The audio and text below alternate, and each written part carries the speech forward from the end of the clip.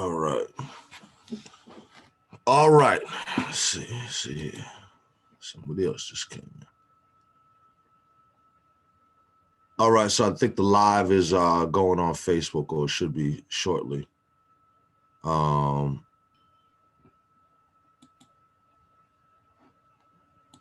Yep. All right, so everybody can hear me clearly and all that good stuff.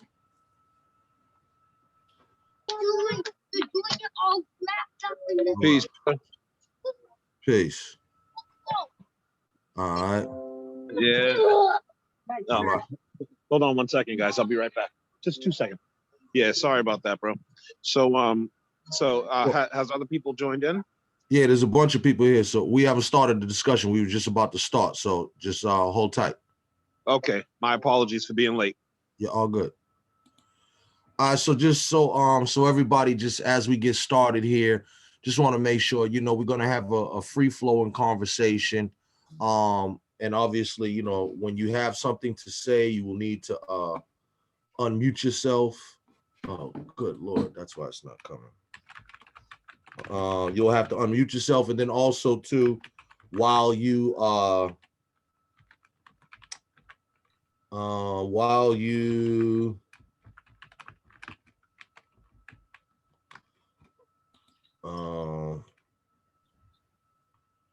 go to event page for Zoom info. What the hell? All right. Yeah. So just so when you begin talking or whatever, make your comment. Just make sure you say who you are or what have you, and then we can go from there. All right.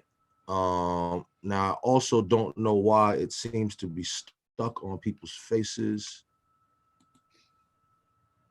Okay, we're in gallery view right now. Do speaker view. I don't know what is going on. Kenyatta Hoskins. All right, so everybody, hopefully, you've seen the movie American Skin. So let's dive right in on it. First of all, I'd just like to talk about, how it was promoted. And are folks here understanding that this is not a Spike Lee joint? Because this was, was a lot of people where there was confusion in the beginning. It was heavily promoted as a Spike Lee movie, and that is in fact not the case. It went through Spike Lee's production company, what have you, but this film was written and directed by Nate Parker, the brother who stars in it. And yeah, I don't know what the heck is going on right here. I really don't understand why we're seeing. All right, just a technical check here. Is everybody seeing Ferris's screen? Because that's what I'm seeing. It's just locked on your screen, Ferris, for some reason, as opposed to it's supposed to go back and forth. Yeah. I don't see anybody else. No, it's not hot now. It's not hot at all. Yummy. What'd you say, Maria? I'm sorry. Watch it. Ready? So let me ask y'all, when I'm talking, are you seeing my picture? Okay, you see me. All right, okay, cool. So it's just a glitch on my end. All right, fine. I just want to make sure. All right. Okay. Let me open this chat thing as well. Just to let you know, it's giving me the option to share on my screen, but then it says only the host can share. Right, exactly. Yeah, that's how it should be. But for whatever reason, I'm saying it, my thing is stuck on your face. All I'm seeing is your face. When other people talk, it usually switches to the face of the person who's talking. Right. And it's not doing that. But all right, so first of all, let's just talk about that. Was anybody else confused about the Spike Lee versus Nate Parker thing? Were folks clear that it was Nate Parker? How about that?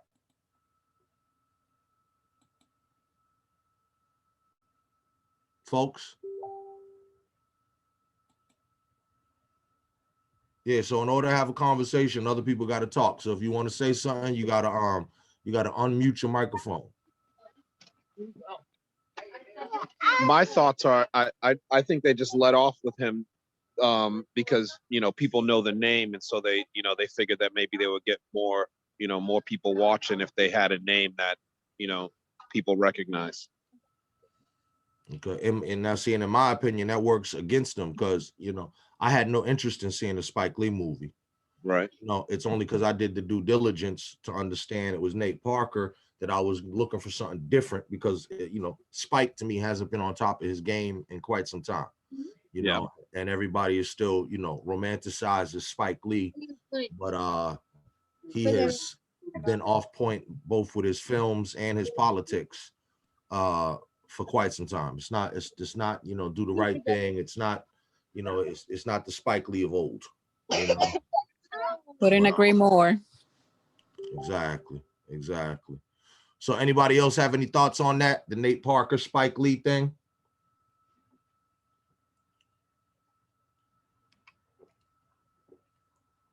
Nobody else has any thoughts? I think when I saw the movie and I had the idea that it was Spike Lee was involved, then it made sense to me. And I know we're probably going to get to the point of how the movie played out and the message and the narrative that in my opinion, the movie favored. And they just made sense. Like I associated that with Spike Lee. So I was actually surprised to learn that it wasn't him. Okay.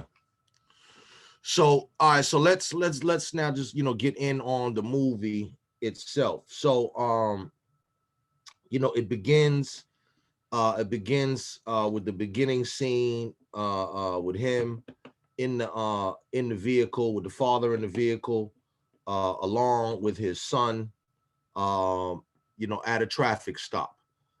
And in the beginning of the movie, they they do the timeline sequence where they cut it off before you can see what happened in the entire traffic stop. But it's the beginning of the traffic stop.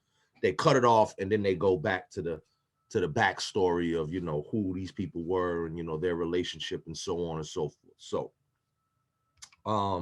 the good news is, for once, and what happens infrequently in Hollywood is positive images of Black males and Black male relationships, particularly father and son. So that struck me. That was a good thing because clearly it was a loving father trying to do the right thing. As they got into the story, this is a brother who was working a job beneath his means in order to provide an opportunity for his son. And it was very I thought that the way that they portrayed the father-son relationship was very interesting. What do y'all any thoughts on that?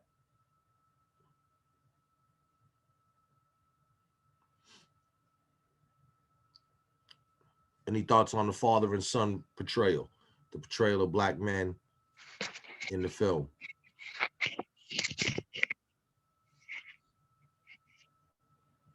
Okay, so folks got to understand that once again, if you got something to say, you got to unmute yourself.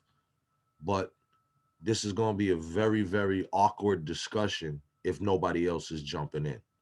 Because if it's just going to be a couple of us talking, I could have just did this on the phone with my friends. You know what I mean? So we're trying to have a group discussion. So if folks, want to add on, chime in, we can have a back and forth and everybody could, add in. So anybody got any thoughts on the portrayal of the Black male relationships, the father and son dynamic of it? In the bedroom. Okay. If you're talking to the group, watching the movie, please unmute yourself. But if you're talking to somebody else, then mute yourself like that. But if you have something to say, please unmute yourself and say it. I think more movies need to kind of show the strength of the family element, the Black family, and so on and so forth, because you know, despite the narrative that's being pushed of, you know, single mother, inner city, so on and so forth, I'm seeing, you know, less of that and more so of the strong family element. And I like that the movie let off with that, you know, because that kind of grabbed you in to let you know that that is kind of where things were going with that bond. You know what I mean? Right, right, right. Anybody else got any thoughts? Black male relationships, and particularly father son, as it was portrayed in the movie.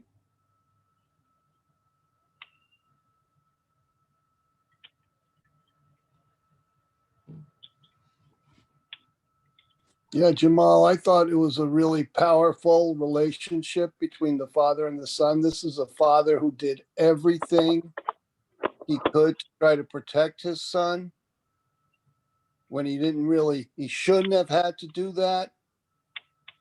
And then even at the traffic stop, you know, when it turned out he wasn't speeding, he was just profiled, and it was so awful living through that traffic stop and seeing what that father tried to do to protect his son. Came across as the son for 14 years old, very smart. You know, here he was doing what, you know, I think should be done, is filming the cops when they're making a stop like this. And the father's doing everything he could to avoid any trouble here. And here are the cops with their guns drawn. I mean, I thought it was really powerful relationship, and the reaction of the father, and even the father and the mother, even though they were separated, they seemed to have a strong bond and a very powerful love for their son. Yeah, yeah, I agree with that. And in fact, you know, a lot of people, you know, in our community talk about, you know, the talk, you know, the talk that particularly, well, everybody with a child, that, you know, the talk, but particularly, you know, Black men, fathers, uncles, and whatnot, who have to give that talk to the young man in their life, uh, uh, to kind of warn them about the possibilities of what could happen. And you know, although it is a sad statement on society that has to happen, you know, it definitely has to happen, and it goes down. But folks see that even despite that, you know, what could happen. And you know, it's funny that you said, you mentioned, you know, how smart the kid was. And you know, as has been a recurring theme in my life, you know, maybe too damn smart, right?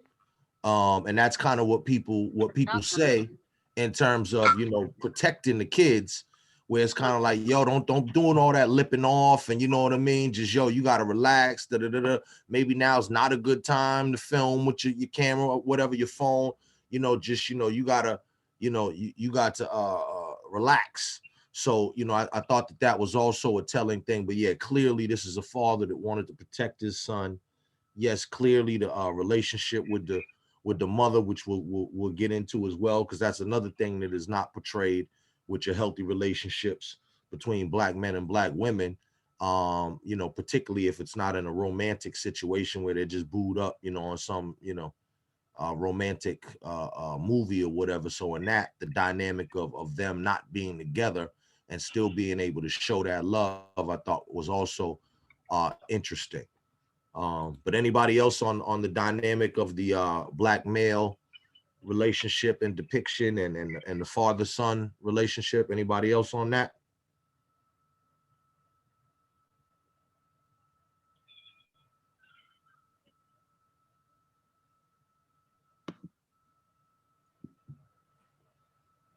Anybody else on the father son relationship and the dynamic between you know, Black male relationships as it was depicted in the film?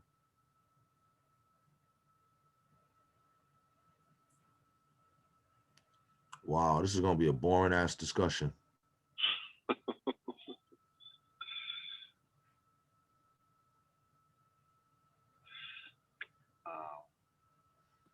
Okay. So let me pause for the cause here. So Jamal, let me ask you a quick question right quick. You know me and my question. So when you're asking as it relates to the relationship between the father and son, you're just asking in general about, are you asking only about the father and son or about the relationships between, say, like the dad and his army buddies as well? Or what are you speaking of? Did you hear the question? You know I did, but I need a little Okay, clarification. so I said the depiction of black male relationships, Mhm. particularly as it relates to the father and the son in this movie. So Okay. So let me just black go to male that. relationships, right? Okay, so let me just go to the. I'm just gonna speak on a different observation that I viewed of the relationship between the father and the son during the traffic stop, right? And I don't know, it's a lot of black men on this call, but I think that black men tend to think of their fathers as super men, right? But in the moment of that traffic stop, the son was recording, but it kind of diminished his father's ability to be like that Superman, because his father was basically weakened by the police interaction in the eyes of the son. Maybe made his father look weak to me. I absolutely have to agree with that assessment, in the sense that, like, I think the father wanted to show the son that like, in life, most of the time, we are to stand up for ourselves, but with the dynamic of the relationship between black and police, it's better to just kind of turn the cheek and go with what they say, and submit to what they say, as opposed to kind of standing up for what is right. Yeah, exactly. Any other feelings on that? Chime in, please.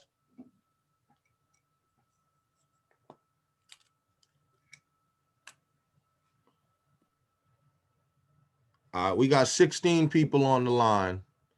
Thus far, outside of me, only 3 people have spoken.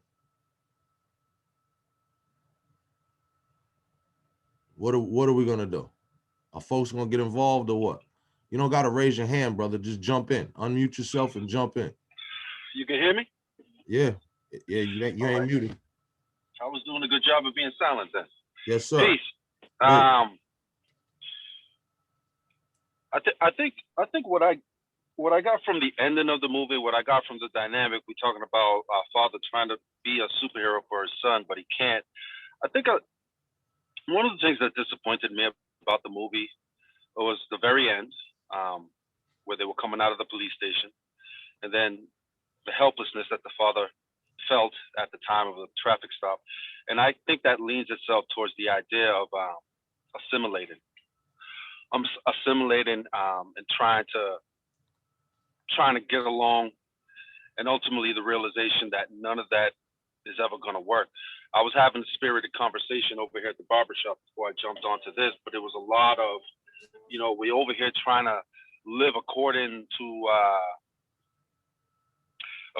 their point of view, right? Talking about the dominant society. But nothing is ever enough. It's never enough. And you could, in the dialogue in the police station, you could see that it just wasn't enough. And even at the very end, when he scared the crap out this dude and got him to start thinking a certain way, supposedly, what happens when he exposed himself to the outside? He got taken out. So it's like, it's a hell of an uphill battle, to the point where my Haitian brethren and I'm Dominican, we're both black, but we're having this conversation and we're just really exhausted. It's easier to see why some people would just get up and go and leave this country. But at the same time, we are more American than most of these people who claim to be American. So I think that's what I got out of the film. Really, it's like, we kneel, we're wrong. We We stay quiet, we're wrong. We speak up, we're wrong. It's just. So I was a little disappointed in the whole movie as a whole, because for me it just showed that there's just not enough that we could do with these people in order for them to truly view us as human. Yup, Human give enough. thanks. Give thanks. And everybody too, we're gonna get to it. I'm glad you did it the way you did it, because you didn't really reveal too much of you know, of the specifics of the ending and all that, because we're gonna get there. So you did a good job too, you know, kind of tapping on that a little bit lightly, without revealing too much. But we're gonna get there, as well as people's overall feelings about the movie, because you know, I think, you know, what you touched on, your feelings of disappointment, I think that is going to be something that is going to be a common thread, you know what I mean?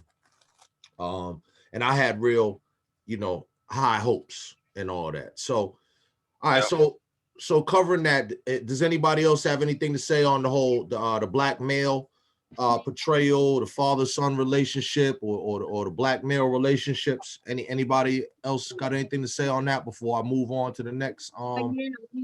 Well, Jamal, just one more thing. Like, and I know I kind of briefly touched on it. I don't want to be the long-winded, you know, person only, you know, speaking. But something else that you know, the last brother that was just talking about kind of touched on, that kind of bothers me about how black, you know, black fathers and so on and so forth kind of teach their sons how to deal with the judicial system as a whole. And it's basically to just fold and conform when that authoritative figure steps in. And I think it's unfortunate, you know, just as life, you know, at life in general, that we don't do more to kind of stand up for what we need to stand up for with the judicial system, in the way of kind of fighting and not just kind of folding when we get a certain result, despite how other people are so different and how they get different results, you know? Yeah, and I think too, you know, the overlying thing, because I don't want to make it like, you know, obviously, like, you know, like he got punked out or what have you, even though I know that that's a feeling that a lot of us got. But feeling of, you know, going along to get along or what have you, or compliance, because the other option could be potentially death, right? So it's like, does everything, you know, look, I was just trying to go to the store or whatever. Does everything have to be, you know, a life or death thing? So a lot of folks are trying to avoid, you know, that level of conflict, because yeah, it's like, man, I just went to the store, get a pack of cigarettes or something. Now here I am in this situation. Oh my Lord. So a lot of that is where it's like the compliance issue, and it's messed up, but it's a survival tactic, particularly when it's exhausting. You under damn near insurmountable odds. Yeah. And like, you know, a couple of places where, you know, me, you know, coming up as a black man, couple places where, you know, when they say keeping it real, you want to go off somewhere, you know, you want to tell somebody about themselves, or, you know, whatever. Places that you don't want to do that is the bank and an airplane. You know what I mean? Because them type of things get you jammed up to a whole nother level of jammed up. You know what I mean? And so these are the types of things where in the back of our mind, we got to understand when the odds is against you. With me and my son in the car, this cop comes over here. Now is not the you know, now is not the right time to you know, read him the riot act and all that. So, you know, clearly, you know, he started off, you know, his hand on the 10 and 2. Sir, it's, you know, it's in my the license is in my thing. I'm going to get my license now. And you know, he was super hyper vigilant. But as we get in later too, I believe that was also a byproduct of, you know, what the film will allude to, his military training as well. You know, just being super respectful and non-confrontational, and, you know, blah, compliant to the authority, and, you know, trying to do the right thing and all that type of thing. And so yeah, that was a deep kind of thing that they're showing there, ultimately showing compliance for the black man.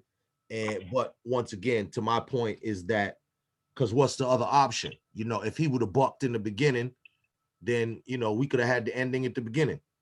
You know what I mean? It would have been a short film. You know what I mean? You know. Yeah. I definitely agree with that, and even just speaking on traffic stops as a whole, how they differ, from person to person, race to race, because I've gotten pulled over 1,000,005 times, and it's always the same way, where the expectation is this ultra respectful, compliant sort of a way, where so some of my white friends that I've been pulled over with may roll down the window an inch or two, start off rude. I've been just kind of to speak on one situation where I went through a DUI checkpoint over near Storrow Drive, and it went a certain way. Then on the way home, the same checkpoint was there. My friend was driving, and he just drove right through. Basically, something that would have gotten me shot, and they just was like, "Oh, whatever." You know what I mean? And it's just so different what we've come to expect with our interaction with law enforcement versus somebody that might be white or whatever, or even Asian for that matter, and just the interaction and how it's so different. Right. And anybody else got anything on that point before we move on? Anybody else? Somebody who hasn't spoken yet?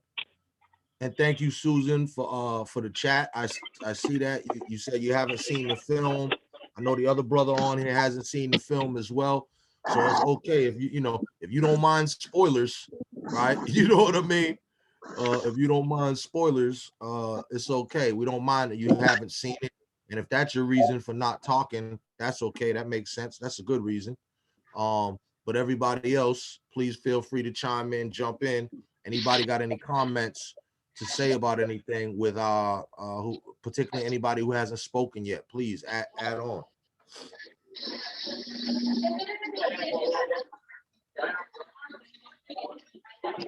Okay.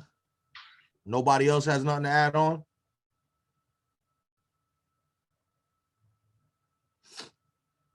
Okay, all right. So we'll go on to the next point. So then the next point being, I'll do the flip side, the relationship between Black men and Black women in this film. Randy also already spoke to that point, in terms of the relationship between the brother and, his child's mother, where they weren't together, but still, pardon me, clearly it was a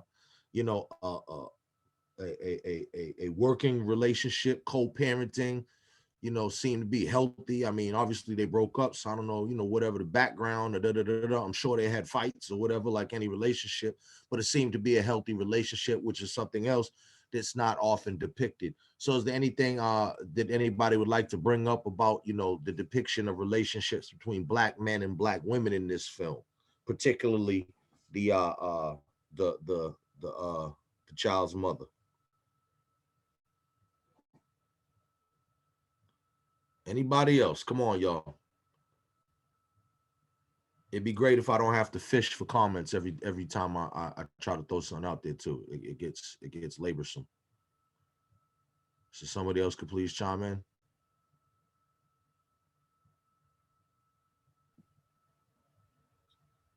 Well, here I am again. I think the relationship between the mother and the father was one of respect, because wasn't it said that why did the son go live with his dad? I can't kind of remember that point, but it was after he was of a certain age, right? Yeah, something like that. And the pops, try to get him in that school. Right, tried to get him into that school. So I just think that as a Black woman, single mother, whole scenario fitting into the stereotype, she respected that his dad would probably be more equipped to teach him the learnings of everything that you Black men have to know as a Black man to succeed. Absolutely. And that's a real hard decision for a mother to make. And I think it says a lot about the depiction of the strong male role model figure thing that we look for our sons. And she found it in his father. Yeah.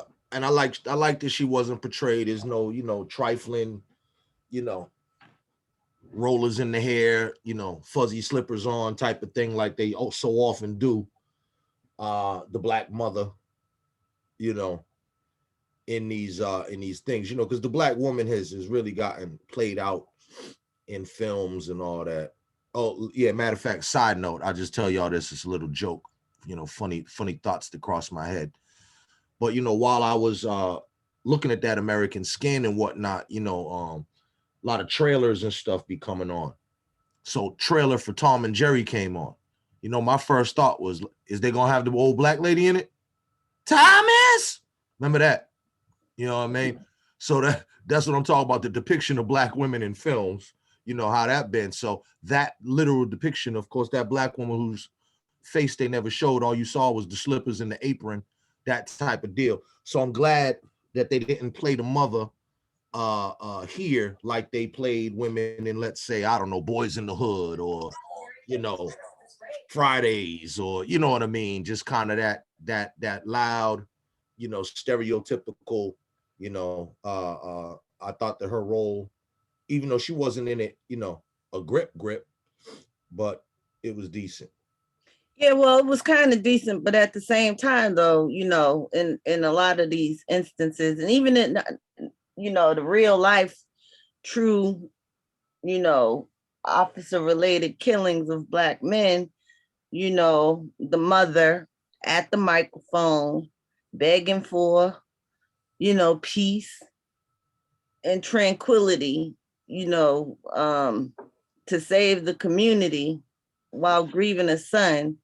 I just really hate that, you know, is always it. I kind of was disappointed that was also a way in which they depicted the mother as like, you know, let's keep calm, everybody.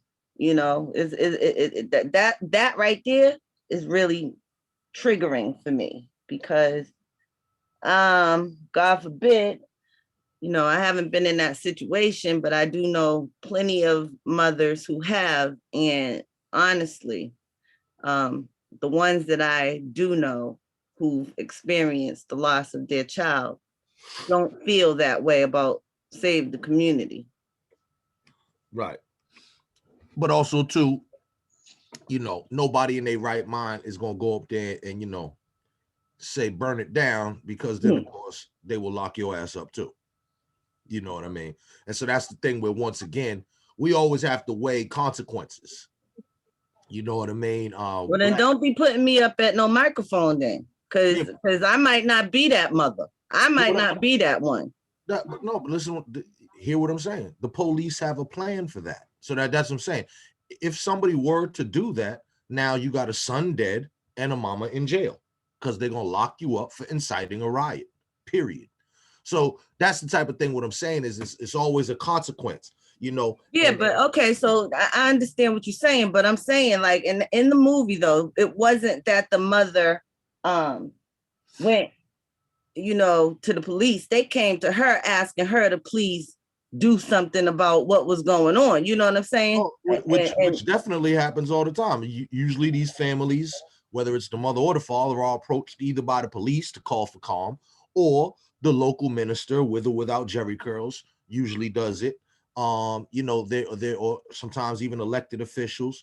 That call for calm will always come. All I was saying is, going back to before, we were talking about how a black man may have to think of consequences. Wow, if I do this, then the police could do that. All I'm saying is, for the woman, there's a set of consequences as well, because, you know, we've seen it with the case of like Trayvon, even though old boy was not a cop, or was a wannabe cop. But we've seen that in many cases where these people, even Rodney King, who, you know, lived through it, but was the victim of police brutality, you know, famously said, can't we all just get along? So what I'm saying is, that call to calm, that's a common thing.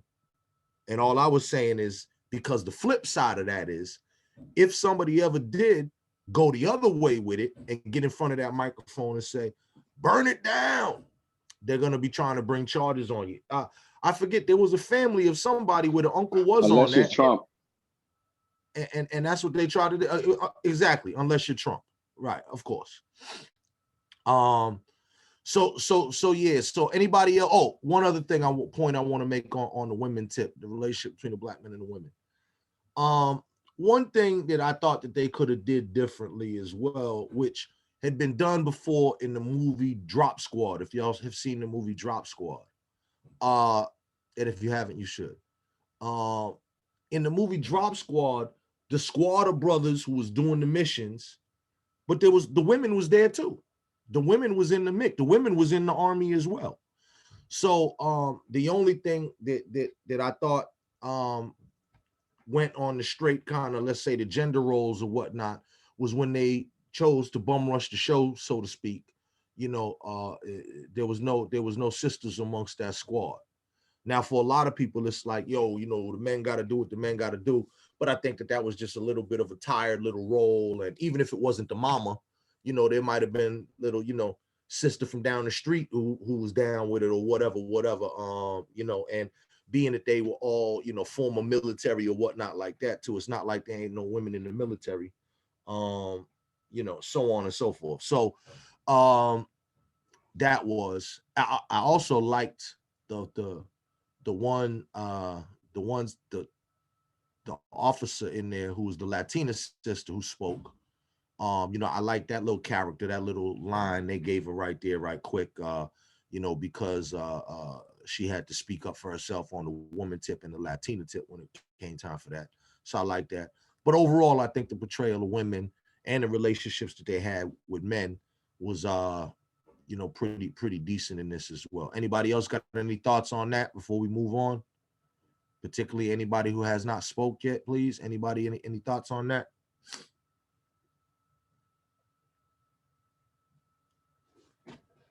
Come on, y'all. Thoughts? Anybody got some thoughts?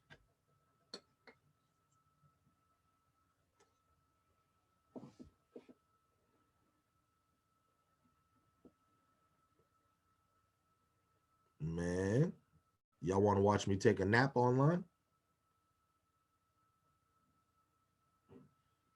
Somebody who has not spoke, please let us know you're alive. And you got to have a thought on something.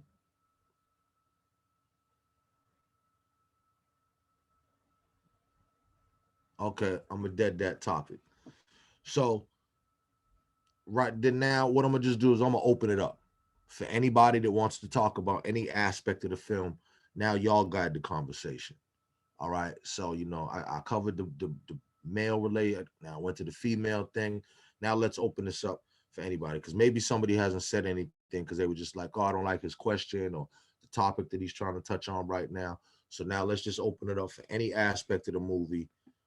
All right, let's go. Anybody who hasn't spoke right now, please go forward. Any point of discussion, open floor. Let's go.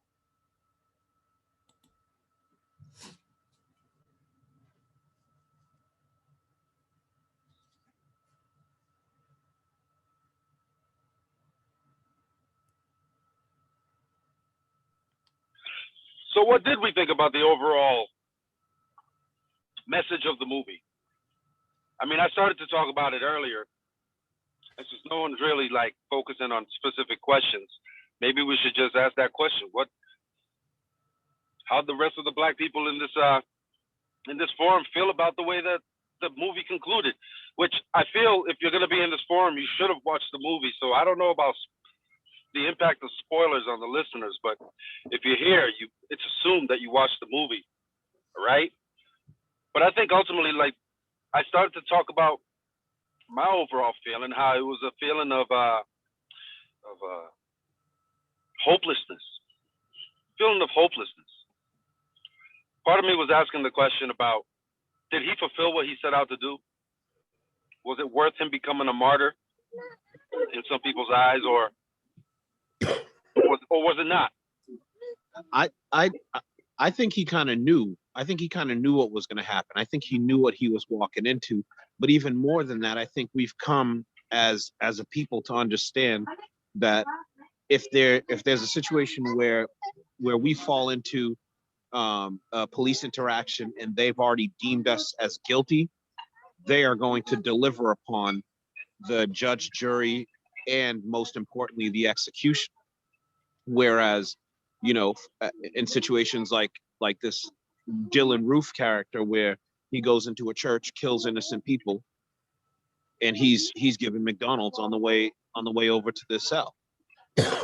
We've been trained to believe that if we commit crimes and they deem us guilty, that we should expect to die in the process. And a lot of the times we don't even have to have killed. I mean, we don't even have to have actually committed a crime to be killed. And it's become sort of like a sense of normalcy. So then it kind of leads me to this as well. It leads me to the idea of just a lot of these black movies recently, probably for longer than that, are more similar to pain porn. I remember, like, that's what I'm trying to get across. The idea that I'm trying to hear, the conclusion that I'm trying to hear from others, not just myself, but a lot of these black movies just are really like, are truly like stories of defeat, stories of unjust punishment, and they frame it around the idea of, I don't know. Am I the only one here frustrated with recent black movies? No. Anyone else? Hell to the Nizzo, you are not. I think the movie was a total disappointment in my view. Okay. All Okay, right. I'm a talker. I'm a talker. Yeah, but that's what I'm saying. But then that's what I'm saying. Let's take a pause for the cause, because I need to hear from other people, right? I need to hear. There's mad people on here. Other people aren't saying anything, and that's not like how a discussion makes. If it's just going to be us talking, I'll give y'all my phone number. We could just do this on the phone. I can go to bed. You know what I mean? So come on, y'all. Chime in. Anybody else got thoughts? Come on. Brother, I feel you as far as interaction is concerned, but let's not admonish anyone in here who's No, brother.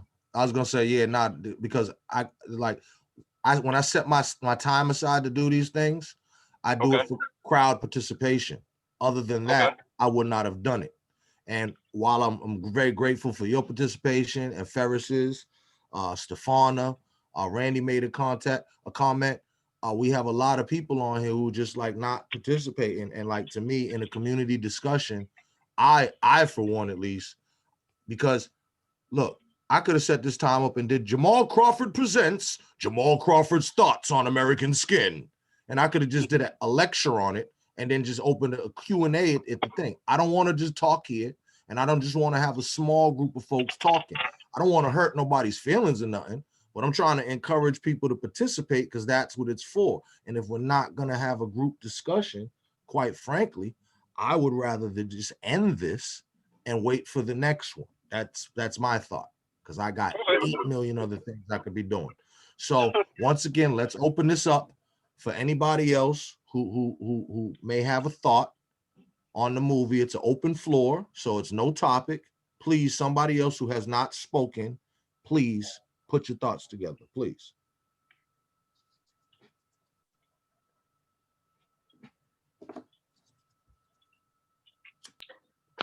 Can y'all hear me?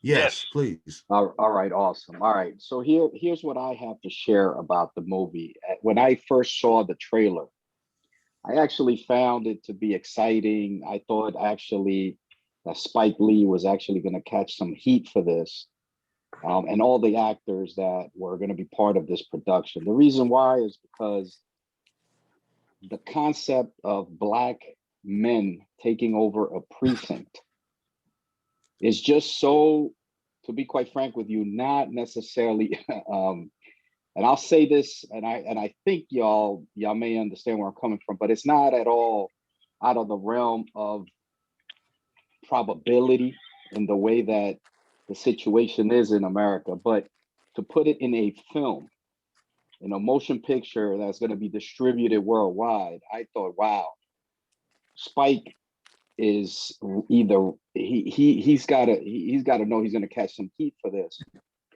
Interestingly enough, politics in America have kind of dwarfed the impact or even the consequences of that, because the movie came out, many people have seen it, and people are still, when I ask around if people have seen it, more people have not seen it than seen it. So it really hasn't caught on. But I'll say this about the production and the orientation of the film. I do agree with the reactions that I heard here in this meeting about the parents being put out there to talk to the community, to try to appease them. And as I said, only a person like Trump will get away with some of that. So I think whoever was saying, got to be careful when you get out there. Well, we do have the case of the parents of Michael Brown out in Ferguson. At one point, the parents did come under fire because I think the stepfather, in raw emotions, may have said some things that, of course, they're going to take out of context and try to prosecute them and do all these things. So that point was well taken.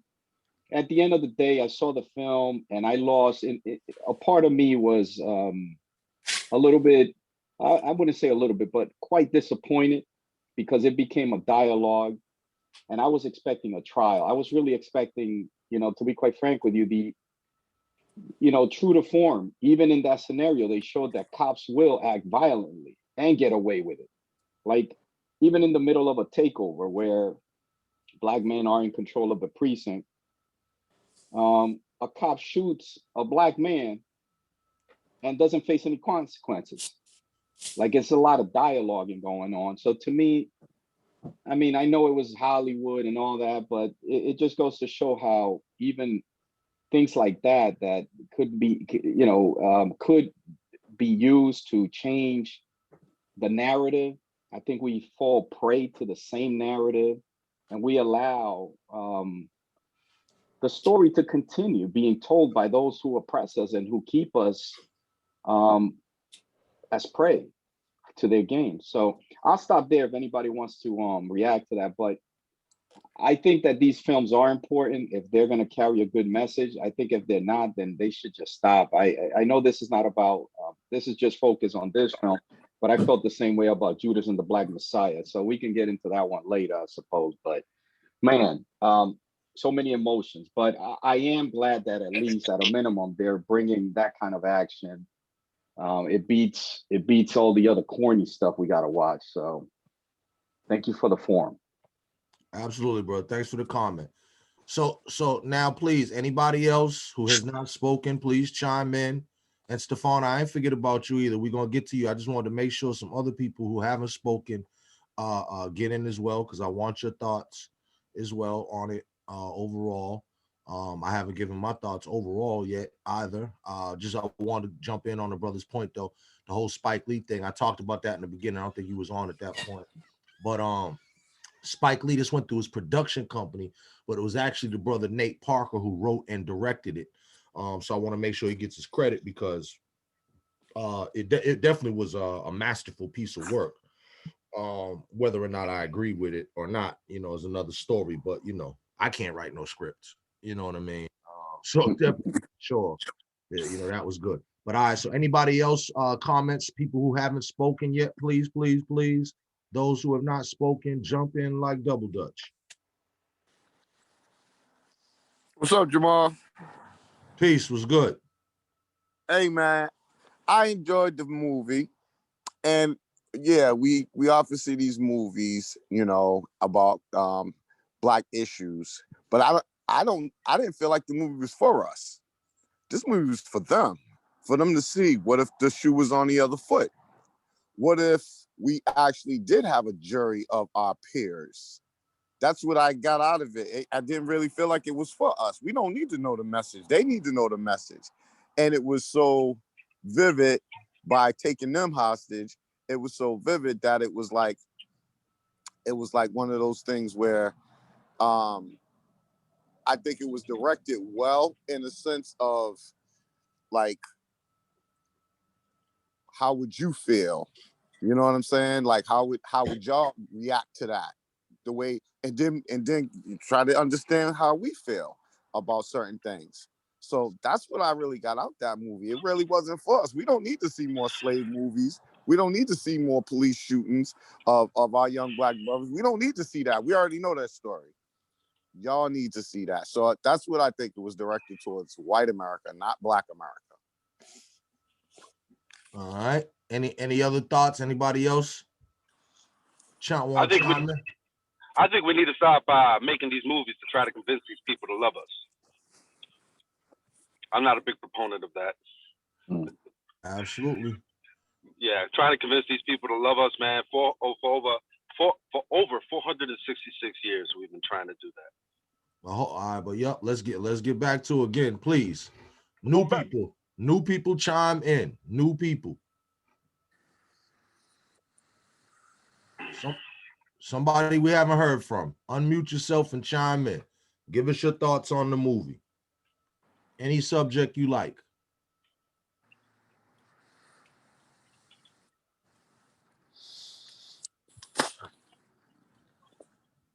Come on, y'all. Somebody. There's 13 people on here. We've only heard from a select few. Don't be shy. Obviously, if you haven't seen the movie, you're excluded from that. Am I to believe now that everybody else on here has not seen the movie? I saw the movie. Okay, great. You got a thought on it? I think it made a lot of really good points. I mean, it was powerful. I felt that there was a lot of lines that hit me really hard. I think the line that hit me was when the two young black teenagers were talking, and the black man came in the room and he said, "You have to choose your life over your dignity." And kind of like, I want you home more than I want you to, like when you're interacting with a police officer. And like I work with a lot of young black men, so it's not like I didn't know that, but just to have him have to say that was just powerful. And what is it? It made me think, like, what does it do to black men? We ask them to make that choice a lot. So that was, and then also like when I was a teacher in DYS, I remember one of the black male staff said, some of these kids aren't going to be alive in a few, like a few years. And it just struck me that toll it must take on black people. It's not like it's new to me, but just seeing it again, it just reminded me of those things. Okay. Anybody else? Any other? Yeah. So I'll can you hear me? Yep. All right. I'm gonna chime in a little bit. Just from an artist standpoint, I really found having the young filmmaker perspective filming the scenes was really very interesting way of storytelling, to tell the story through the lens with showing how this isn't just, there's different ways to tell this story. And so the way that it unfolded through that lens was very interesting, and that they could have done some more with that. I definitely felt like one of the most important pieces of the movie was looking at the fact that there is militia. One, there's militia, obviously, that's out there that most people, mainstream people, aren't aware of. And that very often is used to the public advantage and to the mainstream advantage, but that we as Black people need to have that level of organization intact and available at a moment's call. And that was one of the most important aspects of this story, that, justice is not coming unless we bring it. Yep. All right. So now listen, now we've had enough new people. At least I feel a little bit more comfortable now. But don't y'all feel better? You see how little comments from different voices, doesn't it even things out? It's like a radio show. You know what I mean? Y'all got to work with me. So now everybody who has already spoken, I hope that now we can keep going back and forth, bounce off of each other. I'm very appreciative too of the women on here, because that's another thing. I didn't want this to be, the men on film. You know what I'm saying, right? And I'm not putting on no little weird hat anyway. Okay, hated it. All right, so I want to open this up, and y'all know me. I'm a little stern sometimes, but too, I'm trying to have a good time, but also an open conversation. The more the merrier, the more perspectives we get, that's how we get something. So now I'm gonna give my perspective, and then we're gonna go right to Stefana, and then we're gonna open this thing back up, please. All right. So here's my overall thought on the film, because I was trying to be cute and lead up to it and all that. Yeah, no, I was mad. I was mad from a couple levels. One, I was mad because I paid for it. I had to rent the thing and all that, but whatever. I'm glad, if I ever meet the brother, he'll owe me a beer or something. Well, I'm gonna hook you up with something, Jamal. I'm gonna tell you how to watch all movies free of charge, and you'll never have to pay for another again. Okay. Support the Black Arts. Come on now. I was gonna say I paid for it on purpose, right? But I got tricked. I got hoodwinked, bamboozled. Damn it! So what I'm saying is, from the trailer, and I watched the trailer, I saw interviews with the brother, and because I got a real I like this brother. You know what I mean? If you've seen his interviews and all, they talked about his relationship with his nephew. That's actually why he wrote it. His nephew came to live with him, and he had similar things, and all the stuff that was going on. So I was really expecting this thing to be kind of a new Drop Squad. I thought this was about to be revolutionary. I knew that they were storming a precinct. I could have never guessed how it would end up. I don't know too if folks are aware with kind of a production that the Muslims have done for years, but it's like I Charged the White Man with Genocide. And it's basically a play that talks about taking the white man to court, that type of thing. So, that whole taking the precinct and holding court inside the I was all about this. Okay, so a couple of things. Number one, sister, you made the point about the young brother filming it. I also thought that was a dynamic point creatively, but also too unrealistically. Because let me tell you about young Jamal. And I was a bad kid. But let me tell you, I ain't that. He seemed like he was a little good kid. So I ain't this bad. If I was in the car and a man comes out with an officer, okay, and jumps in the back seat and says drive, I'm saying fuck no, and I'm jumping out, and I'm out. End the movie. Okay, I'm not going on you with your death mission. I don't need this school project that bad. You understand what I'm saying? So that to me was like the fact that young man stayed in that car and drove and all that. And at some point, he had a good relationship with dude. I'd be like, dude, listen, you take the camera, you whatever, but look, I got to go. Listen, I got to go. Yeah, so that part to me was just, but it's a film. They got to do what they got to do, but completely unrealistic. And the poor little girl who just was trapped along for the ride. You know what I mean? At least she tried to get away a couple times, But okay, so then the dynamics of the officer, the black officer, of course, in the house, and the young kids disrespecting him, Uncle Tom and all that type of thing, that call for peace. I thought that was a dynamic scene. But then, of course, when the captain is brought into the precinct, it shows the dynamic, too, of what his other men think about him. And this is a dynamic the black cops got to get into a lot, where, you might be their superior, right, on the job, but they don't have a good view of your people as a whole. So you just, you happen to be the nigga who's their boss. Just so happens to be their boss. A nigga still, but you just happen to be the boss. And then all these other people, they just the regular crazy ones, So I thought some of that was interesting as well. Now, to the points of, what people have talked about, the ending, this is really weird because it points it had me, and I was seeing some little little things I was like, yo, that's kind of weird, whatever. But I was rocking with it. I was rocking with it. I really wanted to rock with it, you know. And just until it got to that end now where it was all friendly and it was like, you know, I'm old school. Y'all remember that old commercial? I'd like to teach the world to sing. That's what I felt like they was gonna break out this shit. I was so mad.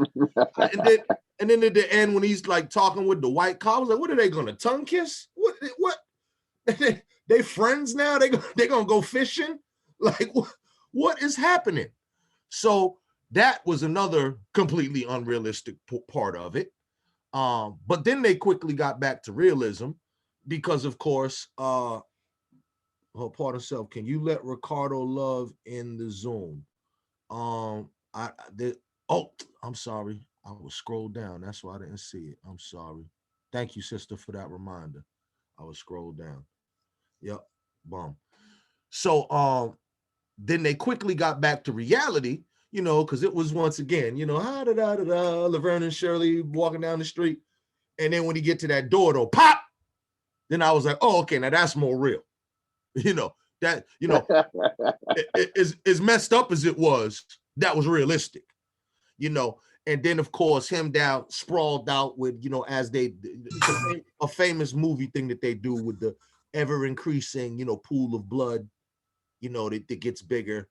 And you know, and now the cop is his biggest cheerleader. Well, he was coming out, you know what, he did everything but, you know, throw himself on top of his body and say, you killed my buddy, you know, that type of thing. It was like what was that thing? Lethal Weapon with Danny Glover and Mel Gibson. You know what I'm saying? So a lot of those elements there, and I don't know if anybody has seen the movie that is actually a movie about movies, made by famous genius, known dude, Melvin Van Peebles, Mario Van Peebles' father, called Classified X. It breaks down a lot of these Hollywood tropes and whatnot. And that whole relationship between the black man and the white man in the movies is a hell of a relationship that is often has the black man, you know, fawning over the white man, despite any level of, you know, this white man done, you know, killed your mama, you know, raped your wife, you know, killed your kid, but somehow, you know, he has a heart of gold and, you know, we're going to be buddies in the end type of thing. And that's a common Hollywood trope. And now to get to this point, and then while we go to Sunshine and we open it back up, the point is what that thing is. I think, I forget who said it, but said, you know, this is more made for white America. And, you know, some of the ideas that they were pushing, I would also say is for Black America, because they were kind of trying to show, hey, if you do this, ain't no good gonna come of it. You know, your son gonna be dead, you gonna be dead, that type of thing. Of course, it tried to show that, you know, at the end of the day, white people have a heart of gold. They're misunderstood. They're just misunderstood. They need a hug. So, you know, a lot of that type of thing, you know, is the premise. And then and then too, we also have to realize the movie couldn't have gone another way. I believe it was the brother was talking about even he was talking about Spike Lee could have got heat for it, and even though, you know, what, not necessarily Spike Lee, although he could get heat too, being the executive producer of it, but the brother Nate Parker or whoever could get heat for writing the film, putting the film out, showing the film, whatever. That is a fact, because this film, if it had gone in another direction, would have never seen the light of day, would have been seen subversive, would have got, you know, marked by the FBI and all that for the trash pile, as they have done to other films in the past, like Spook Who Sat by the Door and others. And those of you who haven't seen Spook Who Sat by the Door, you need to see that as well. Classic Black film. But any kind of film that had any revolutionary thing, and I talked about this in my live when I was promoting this earlier today. Y'all remember, once again, I'm old school. When they used to show just the showing of a Black film alone, the white theaters in the suburbs and all that, they thought that there were going to be riots, you know, and I'm talking about just stuff like Crush Groove, Breaking, right? So any of these movies, they thought, you know, something could pop off, let alone if it's a movie like Panther or Oh, remember they were scared? Rosewood. Remember Rosewood? And the rapper, Aguilar, I think. He said, watch Rosewood go outside and smack a cracker.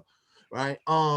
Because these are the types of feelings that it amps up, and they're always concerned about that. So that's another thing. Had that movie taken another turn, we wouldn't even be having this discussion now.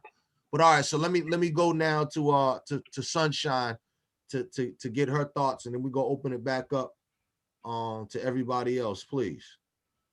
So back to my overall feelings of what I was saying about the film. There's so many compounded issues with my with respect to how I felt the film portrayed, as you used the word, revolutionaries and stuff. It was weak to me. I feel as if well, I don't want to say it was weak, but it didn't have the impact on me that I actually wanted. There were many times where the lead characters, you know,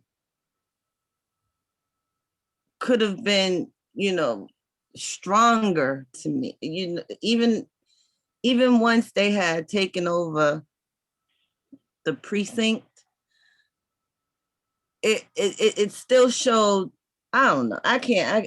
I'll hold off for a second, Jamal, because I got to think about the film and in the way that it was. But I was totally disappointed by the film. I was kind of angry at myself that I ended up watching the movie free of charge, even though I'm supposed to support the arts, right?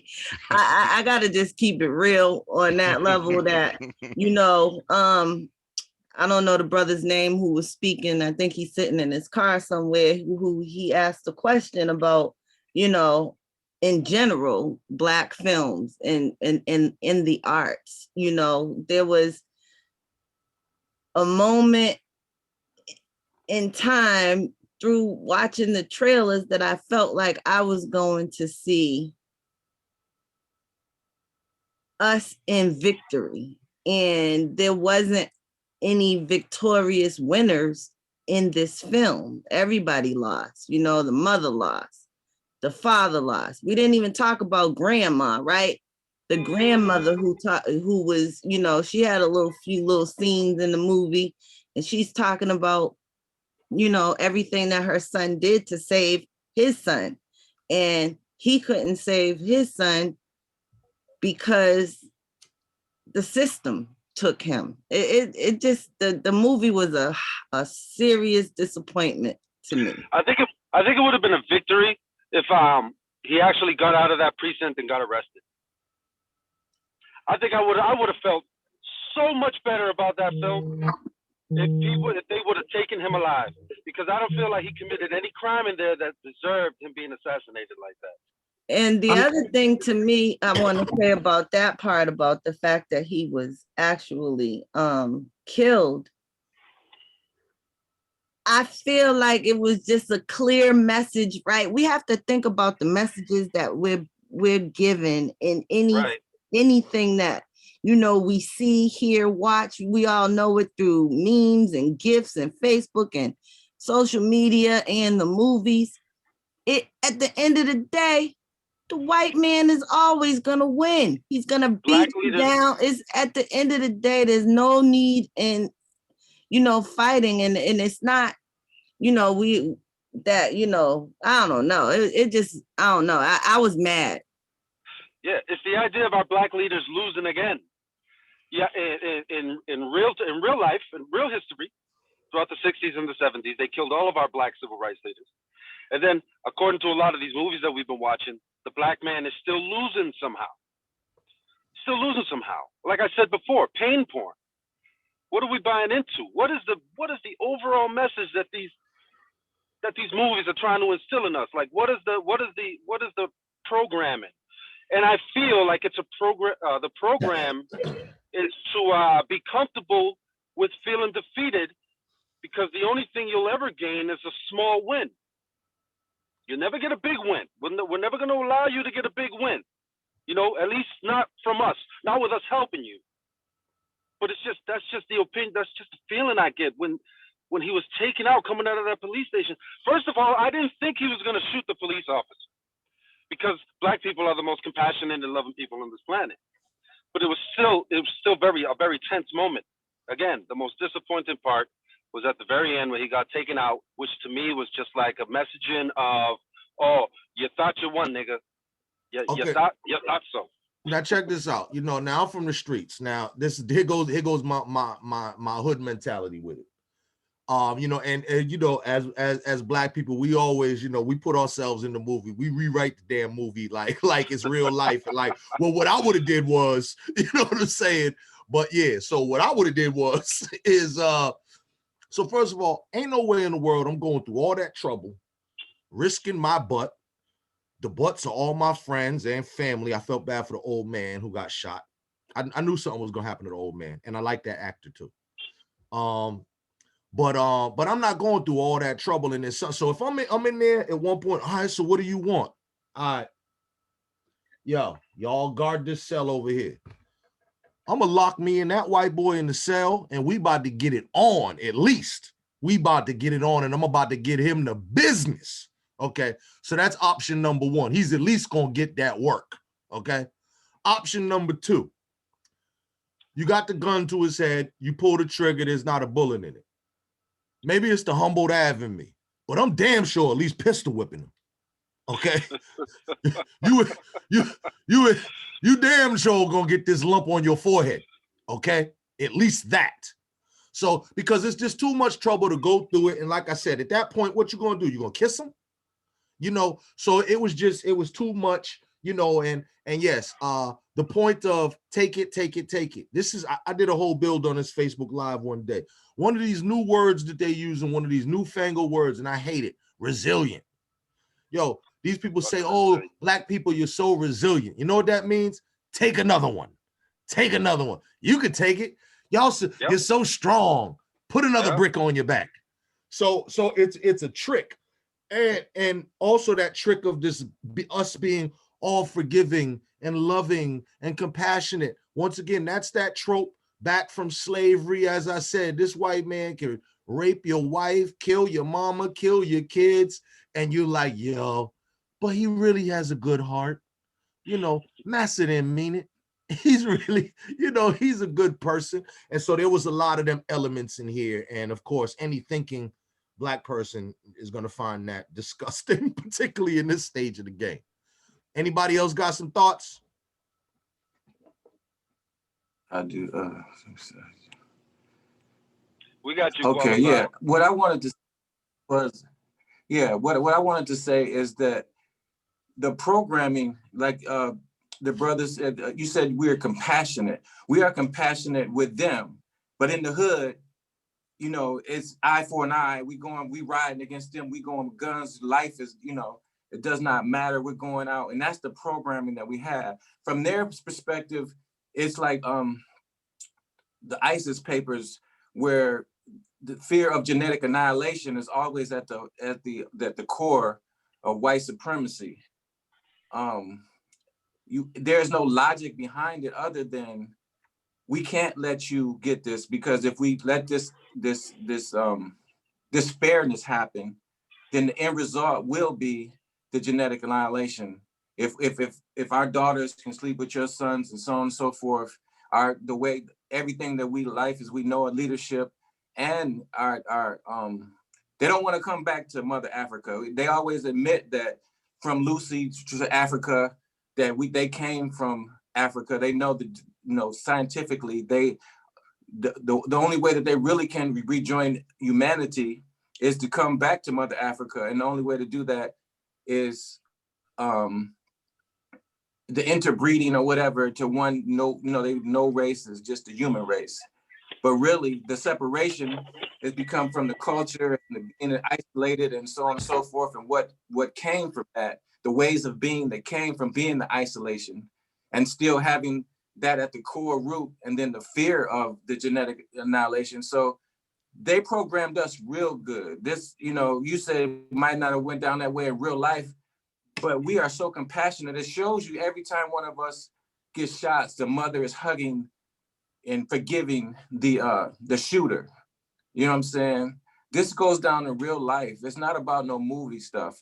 The programming is so deep that the self-hate, how we'll go right against ours so easily and forgive them so easily, you know. And it's just Christianity, whether you believe it or not.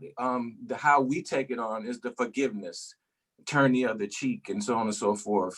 And we forget about the Old Testament where he had riding against the whole village, killing mothers and fathers and babies and dashing babies against rock. That's in the Old Testament, but we don't get that part. We get the compassion and the, you know what I'm saying, all of that. So we've been programmed real good, and I think it probably would have went down just like that. And the fact that we haven't had a million of those kind of modern things happen already shows you how the programming is. We haven't had any real resurrection, you know, revolution since there. And then they keep on, the movies that they keep on showing, they show our Black leaders, like the brother said, it's like, yeah, you can have a revolution, but the cost will be your life. Your organization will be worse than when it started off. Everything you did good, like the Panthers, will be destroyed along with it. There would be just, you know, remnants of you, you know. So the programming is the point that I want to make.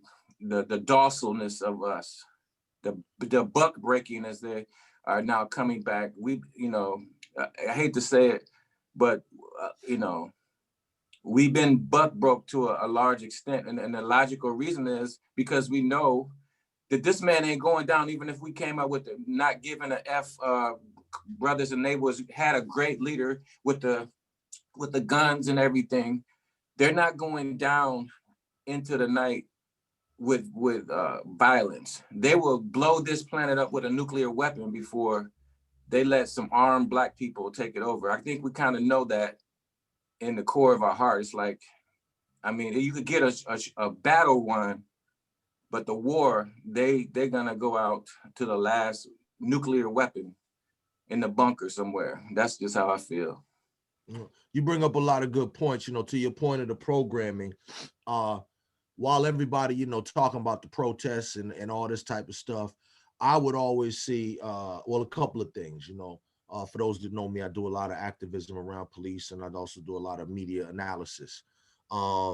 So after a police shooting, invariably pop up on YouTube or on the news or something, the inevitable, the cop who stops his cruiser in the neighborhood and plays basketball with the kids. And all of a sudden we're all like, we good because this white boy gets out and shoots a couple of hoops with the neighborhood kids, with his gun on, by the way. You know, which that's always dangerous to me. You know what I mean? Especially the way we used to hack, right? So so that was always funny. And then also too, another thing was at the protests or whatever, when, you know, some white cop would inevitably, you know, take a knee or do something like that. Then all of a sudden everybody's like, yay, you know, our hero, officer hero, you know what I'm saying? And that type of thing. So yes, we are definitely conditioned and qualified for docileness. Now, I also want to say something on both what you and Brother Mike said, in terms of also too, you know, the movement being totally destroyed and all that. Hopefully y'all mean in Hollywood's depiction, because in real life, it's not totally destroyed. They did a hell of a number on us, clearly, you know, but yes, many of the Black Panthers still do exist. Thank God. They didn't kill all of them, but they killed many of them. We know Assad is in exile. Many more are still political prisoners and whatnot, but many more are still alive and well, and also have generationally taught others. There's a lot of young Panthers, the children, nephews, and nieces, and all that of Panthers around. A lot of those people are in rap that, you know, folks know. You know, everybody from Common, Dead Prez, and, you know, all these type of people, Talib Kweli, you know, so those are the children of the Panthers and whatnot. And as we'll be talking about next week with this Judas and the Black Messiah, Fred Hampton Jr. is alive and well, and I was so glad to see that, you know, he's somehow involved in this movie and that he is supportive of the movie. Because my concern is always when they do these movies, did they talk to the family and is it accurate and blah, blah, blah. So the fact that he's happy, I'm happy. you know. And if he was not happy, yeah, for those that don't know Fred Hampton Jr., I guarantee you we would have heard about it. You know what I'm saying? So there's a lot of cats They out there. consulted them. Exactly. And They could. and so from what I know about it now, you know, the brother who did it is a young revolutionary filmmaker out of Brooklyn. So he was already up into the revolutionary community. And so he did the right thing. Because I mean, I can't tell you how many times I know big books that have been written nationally or films that have been done or documentaries or whatever, and they ain't talked to the family. And I'm always trying to connect people to the family. In this case, I was not involved in all that. But most people who are thinking right, if I'm doing a document on Marcus Garvey or, you know, whoever, Malcolm X, I would first want to reach out to the family. I would want them involved on my side and all that. So it just makes sense. So thank God that that brother did not only the smart business thing, but the honorable black man thing, and reached out. And not for nothing, for those who don't know Fred Hampton Jr., he is just like his daddy. As Dead Prez says in the song, walk just like him, talk just like him. He's not no punk. He ain't no pushover. He don't care nothing about no money. He don't care nothing about no Hollywood fame and nothing like that. So I know it had to be done with integrity, particularly when it comes to his father. So him and his mama was involved. So I can't say no more about that. So I can't wait till next week when we jump in on that. But I have a question, Jamal. Yeah. Right. I was just thinking. I've been thinking about this in the movie and the whole takeover mentality of a, angry black male perspective because of the death of his son taking over a precinct, and just putting it into real time, right? Like, are now people, police officers going to be even more hypersensitive to the angry black male confrontation during during a traffic stop? Well, not only or not even during a traffic stop, or any interaction that they may have with black men, or even black men walking into precincts. And like you said earlier, you said something about there's certain places where you don't want, as a black man, to make any kinds of wrong or wrongful statements that could maybe insinuate that you're angry or violent, right? Like, what impact? At the end of the day, what the heck did we learn from this movie? What did we get? So I'm glad you brought that up, because actually that also concerned me. Because so while, okay, it depends on where you are. There's levels to this, right? So, it reminds me of this. So many times I've been approached, by, let's say, a person, and they tell me, let's say I got a problem with somebody, and they get somebody else involved, and this is supposed to be the big thug. Well, who's a thug to you might be a sucker to me. So, it depends on where you're at on the food chain, right? So with this here, while a person who's a more revolutionary black person looked at this and they was disappointed, this movie was weak. A person who was a little bit more of a moderate person saw this movie and was like, wow, that shit was powerful. You know what I mean? So it depends on where you are with that.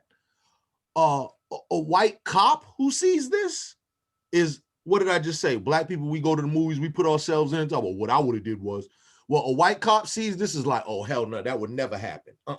And the one cop who ended up popping old man, everybody's like, yeah, that would have been me. You know what I mean? Because I think this does make cops more hypersensitive in terms of, they're probably asking their black cop friends, you don't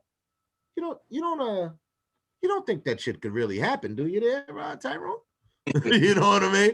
Because that type of stuff like that could make them a little more leery, particularly after what was that? I forget the particular city it was, that protest where they went, they burnt down the precinct.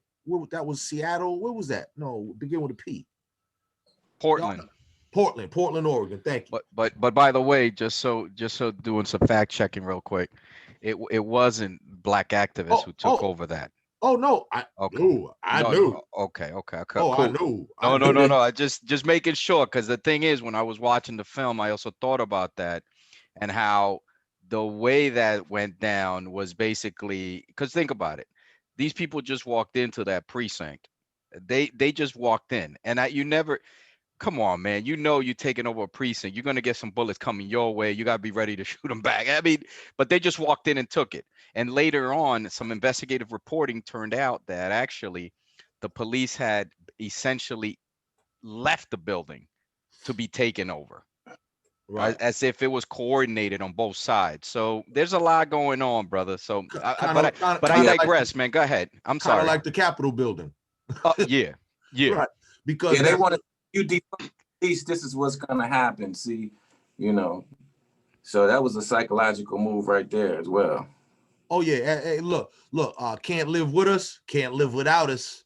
You know what I mean? And it's you know that what's that old song, Cheaper to Keeper? So, you know, the Yeah.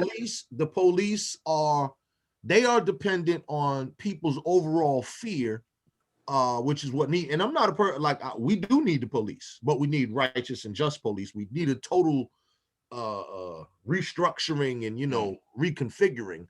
But I always make the analogy, like, if this old lady lives in the building by herself and she hears something go bump in the night, 3:00 in the morning, who's she gonna call? You? You know what I mean? So there has to be some sort of police, ambulance, fire, trash men, you know, these basic services. There has to be, but the way that's manifested certainly you know, leaves a lot to be desired. You know what I mean? But We certainly do. We certainly do need police. We just can't deal, and we've seen it. Racist police yeah, we need is a threat to our own existence. So that's what we don't need. We don't need racist police. We need police, and we love all good police. We don't like racist police. Right. And not just racist police that are filled with rage. Because, you know, not for nothing for me, where I've developed in my revolution, for white people, I really don't care what white people think of me. In their mind, they could say nigga, nigga, nigga, nigga, nigga, nigga, nigga. I don't care. Just don't treat me any different and don't put your hands on me and nothing like that. You know what I mean? I don't really care what you think. You dig? I'm comfortable in that. So I really don't care, you know, because we can't regulate or legislate or change how people think. But conduct, that's different. You know what I mean? That can be regulated and legislated and all that. So that's really what I care about. I believe white people are free to hate us. You're just not free to treat us crazy because you hate us. You know what I mean? Because not for nothing, I'll let y'all in on a little secret here. I'm not too fond of them neither. You understand what I'm saying? But it's just, for me, I got a hands-off policy. I'm trying to limit my interactions as much as possible to eliminate the probability and possibility of a scenario just like this. You know, this depicted. You got reactionary. You got based on thousands of years of treatment.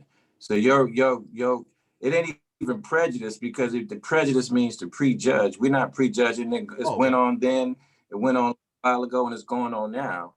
So how do you judge, other than there's, you know, the historic pattern of a collective? Now, you know, individually, you know, might be wonderful people, but as a collective, the treatment is historically clear. Well, you know, I make one more point about the movie real quick, because it came to me too. There was another scene that really, I don't know how y'all felt about it, when they allowed the officer to call home to his wife. Right? Now check this out. That scene itself,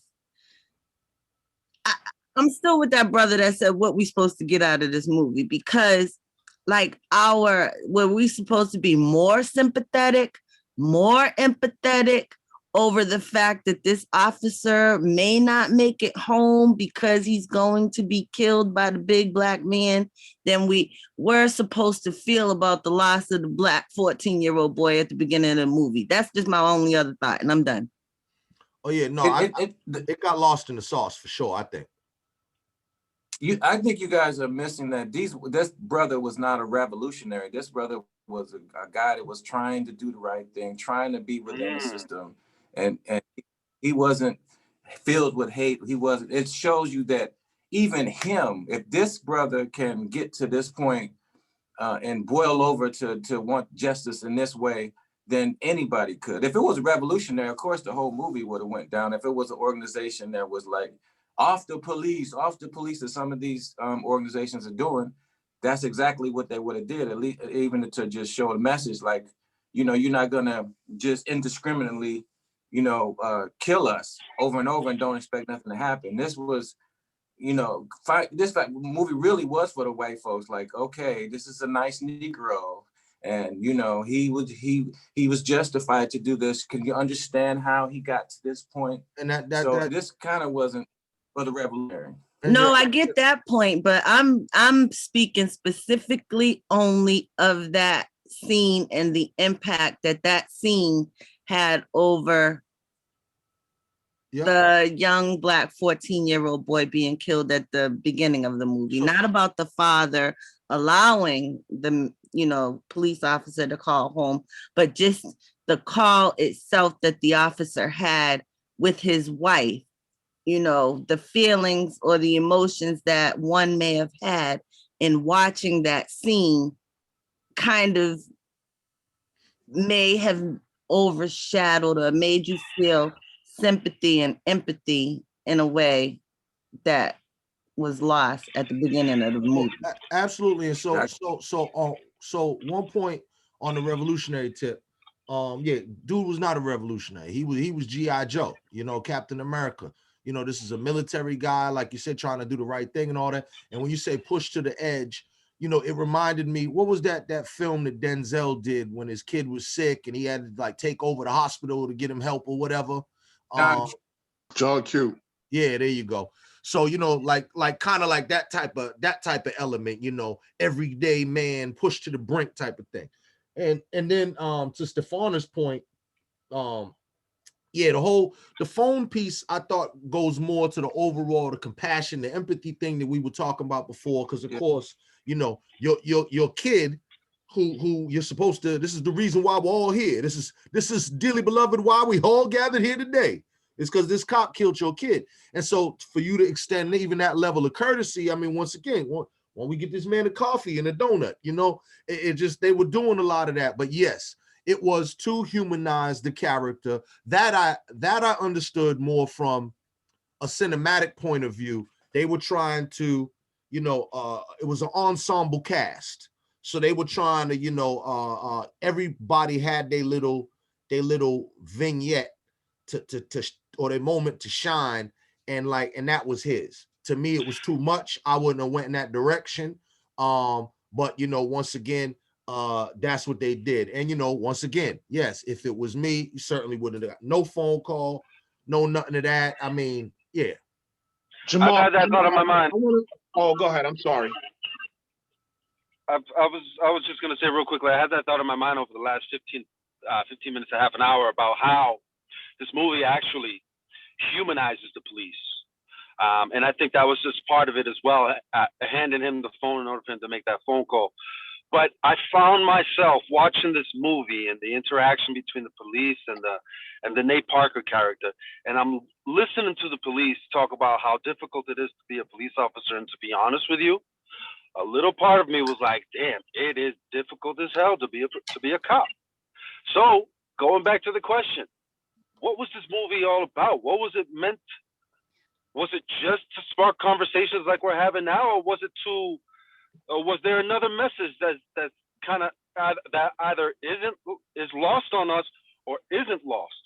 Well, I feel throughout the movie that they were trying to humanize the police a little bit. Yeah, absolutely. And y'all should see the interviews of old boy Nate Parker, because he gets into it. So this is a perfect example of how you could write a song and what it mean to you ain't what it mean to everybody else. And the song that you hate is the song everybody love, and the song that you love is the song that nobody understands or whatnot. So that's, you know, kind of the art thing. I think he had a whole different thing. I think his thing was really based on his conversation, was really trying to show this story of a deep love of what a man would do for his son and incorporate, you know, the social justice issues of the time and all that. But I don't think that he understands he missed a lot as well, because not for nothing, I don't believe Nate Parker's a revolutionary. You know, he's an actor, he's a director, you know, and so his brain, while he's a smart guy, based on the interviews I've heard, and he knows a lot of stuff, his history and Hollywood and black stuff and blah, blah, blah, he clearly has a different perspective that obviously led him to this point. Pardon me, Ferris, you've been trying to get in. Yeah, I just wanted to touch on the point about how they really wanted to drive home, you know, and again, I think it kind of plays into the, you know, the forgiving black man that's going to always basically turn the other cheek. But I think they wanted to play on the part of like we all touched on, you know, military guy, has faith in the country, has faith that the right thing is going to be done by him, so that he will get his satisfaction and his justice of the situation, and he was left without a choice to basically take it to this point of proving the point where he had from the very beginning no intention to actually hurt anybody, but he wanted to prove a point that justice needs to be served because he did his part to serve the country, to be a citizen, to be a you know, just a giving person to the United States of America, and he didn't feel they were giving back to him. Yeah, and that's what's funny though too, because obviously folks should know that America doesn't give, she only takes, and in the case that she does give, she takes back. A lot of people don't believe that America steals, or that, you know, white people steal. I used to go to white neighborhoods and make sure I lock my car door. I'd be like, man, white people steal. Ask an Indian. You understand what I'm saying? So it really is funny too how a lot of the stereotypes that are thrust on us is actually them. So for instance, this fear of black people rebelling and when we really we see the ones who really end up saying, you know what, I'm not going to take this anymore. How dare you? It's always them. We just saw it on January 6th with the whole Capitol joint. You know, with all the stuff that black people happened to us. Look, we did the Million Man March and everybody was all peaceful and, you know, holding hands and, you know what I mean, singing "We Are the World" and everything. You know, them white people was getting up in the buildings and getting to it. You know what I mean? So it's funny how we are always kind of stereotyped as the aggressive, violent ones, whatnot, when it's really them. And that we can go down the list of the stereotypes that are, you know, about us: stupid, lazy. Look, if we was lazy, look, ain't nobody more lazy than white people. They were so lazy. What the comedians say? They were so lazy. They went thousands of miles to find somebody else to do their work. Come on. You know, Jamal, just to add to your thought of what you just said, you know, and thinking about the current administration versus his predecessor, like you look at how they treated Barack Obama and his administration on all the stuff that they blocked him on and said he was going to do that was going to ruin the country, and compare that to the Trump administration and all the stuff that they've basically given him a pass on for the stuff that they expected Barack Obama to be doing. You know what I mean? It just seems like, you know, my parents said this to me from a very young age, that once you acknowledge that the game is rigged in this country, you might be able to take your tiny little slice of the pie and move forward. But when you think that there's actual justice in this country, you might be lost, you know, and that rings bells to me because if I truly thought that justice would be served and I would get a fair shot in a lot of these situations, I don't think I would be where I am today, you know. But right. I'll leave it at that, and I'll let people get back to the discussion, you know. Yeah. Let's keep it going, y'all. Anybody else want to come in? But it looked like you did get your little slice of the pie. Black man with a fireplace and all that. We see you. Hey, I wanted to, Jamal, I wanted to share this. Can y'all hear me? Yeah, go ahead.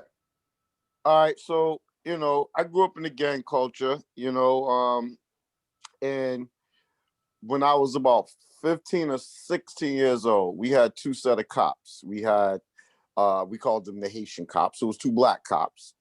And, you know, they were fair. They treated people fair. And then we had these two set of white cops. And one day, me and a couple of my friends, we all young, they pulled us into the police station for a firearm they found in the yard. They said, we gonna fingerprint this firearm, and if y'all fingerprints is on it, you going to jail. I knew my fingerprints wasn't on it because I never seen it before in my life. I don't know where they got it from. But they separated us. So I end up in the room with this one white cop, and I remember him saying to me, whatever he was questioning me about, whatever. But then we got to a point where I said, well, you know what? When y'all come around, I respect y'all. I just walk away. Like, I ain't trying to be into nothing or whatever. And he said, I don't care about you. He said, you're black, I'm white. I don't give a fuck about you. And it was like, wow. Like, I couldn't believe he said that to me. Like, wow. Like, I was a kid. Like, you're an adult. Like, you know what I mean? Like, it never was that vivid for me until that moment where it was like, he don't care if I was 10, I was 5, I was a newborn, I was 15. He's letting me know as a black person, I could be dead on the pavement and he would just walk over me. He doesn't care about me. And it was just like, all right. So I had to figure like, okay, obviously, because one of the Haitian cops, not even a couple of years ago, I sat down and had lunch with him. Obviously, my life is different. And, he was a decent person. You know what I mean? So when I see him, I say, hey, what's up, man? What's going on? He's like, hey, man, what's going on? What you doing? Da, da, da. I don't want to call it everything. So, he kind of knows my story because he's seen where I came from. So he's all right in my book because of the way he treated us. But the other one, it was just like night and day. So I don't associate police with they all gonna roll, even though we know they got the blue silence and all of that stuff. But I have to separate them because I have to say, you know what? Okay, I know what I'm dealing with. But I don't always have to be militant or when they pull me over, I gotta be like, in mode, fuck the police. I don't have to be in that mode. I just have to see like, okay, who is this person? Are they gonna act like an asshole or are they gonna be fair? You know what I'm saying? And so then I look and I see, okay, I see a lot of people, young men, and they go into a mode sometimes. And it's like, they got to know the difference. There is a difference. That's just like if you're at work, you got an asshole boss, you got a cool boss. You got to know the difference. And I don't even mean to say the boss thing, but like, you meet a person at a place, this person's an asshole. This person could be fair. You know what I mean? I'm talking about on a real ground level. Because I mean, obviously there's levels to it, and there's government, and there's, upper superintendent, all that stuff. And the whole system is corrupt. But I'm saying on that level. Yeah, so that's the thing. So, I think, most folks, when they really think about it, we understand that certain things is wicked. So we could say, F the educational system. But that don't mean we going around slapping every teacher, right? We know that it's the system that is fundamentally wrong. And we know that there is some very wicked teachers who don't like kids, don't care about our kids particularly and whatnot. But we also know that there is some good teachers. So we could do the same thing for the healthcare system, right? So I look at police like that. Police is different in that I think that the percentages are skewed more, right? So where you might have, I don't know, maybe 40%, 35% bad teachers who don't care. I think you have probably like 75, 80% bad cops who don't care. You know what I mean? So it's like it's flipped. But in any event, same type of scenario. But we don't say, at least I don't say F individual police. It's, the police system is screwed up. The system is screwed up. There are individuals in there who, like everything else, there's, cops who are alcoholic, cops who abuse their wives or their children, and you know everything else. And that's too why I pointed out too not only racism but rage. You know, because see, some of these people also too, they can't control themselves. So I don't care what you think about me, but can you keep your hands to yourself while writing a ticket, or are you the type to make everything escalate? And now, you know what I mean? Like, and not for nothing, those officers who have that problem, usually what? They also drink. Usually, if they're beating people up in the streets, generally they perfected that right hook at home on their wives. You know what I mean? So generally, these issues are, you know what I mean, multiple issues. Same guy is probably the guy who's on steroids or cocaine or pills, or you know what I mean. It nobody does one bad thing. You know what I mean?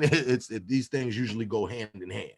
You know, but in any event, please come in and chime in, y'all. Let's keep it going. Let's keep it going, because what time is it? 9 o'clock now. I'll do another half an hour, and then we're gonna shut her down. So peace, everybody. Can you hear me? Yeah, peace. Was good. Peace. So listen, you know, I'm loving, you know, the dialogue that's happening. You know, I think that I actually thought that the movie was a good movie, but it was bittersweet for me. For many reasons that some of y'all have listed. You know, I watched it with my son, you know, talked to him about it, you know, I watched it with my whole family, and we had a conversation about it.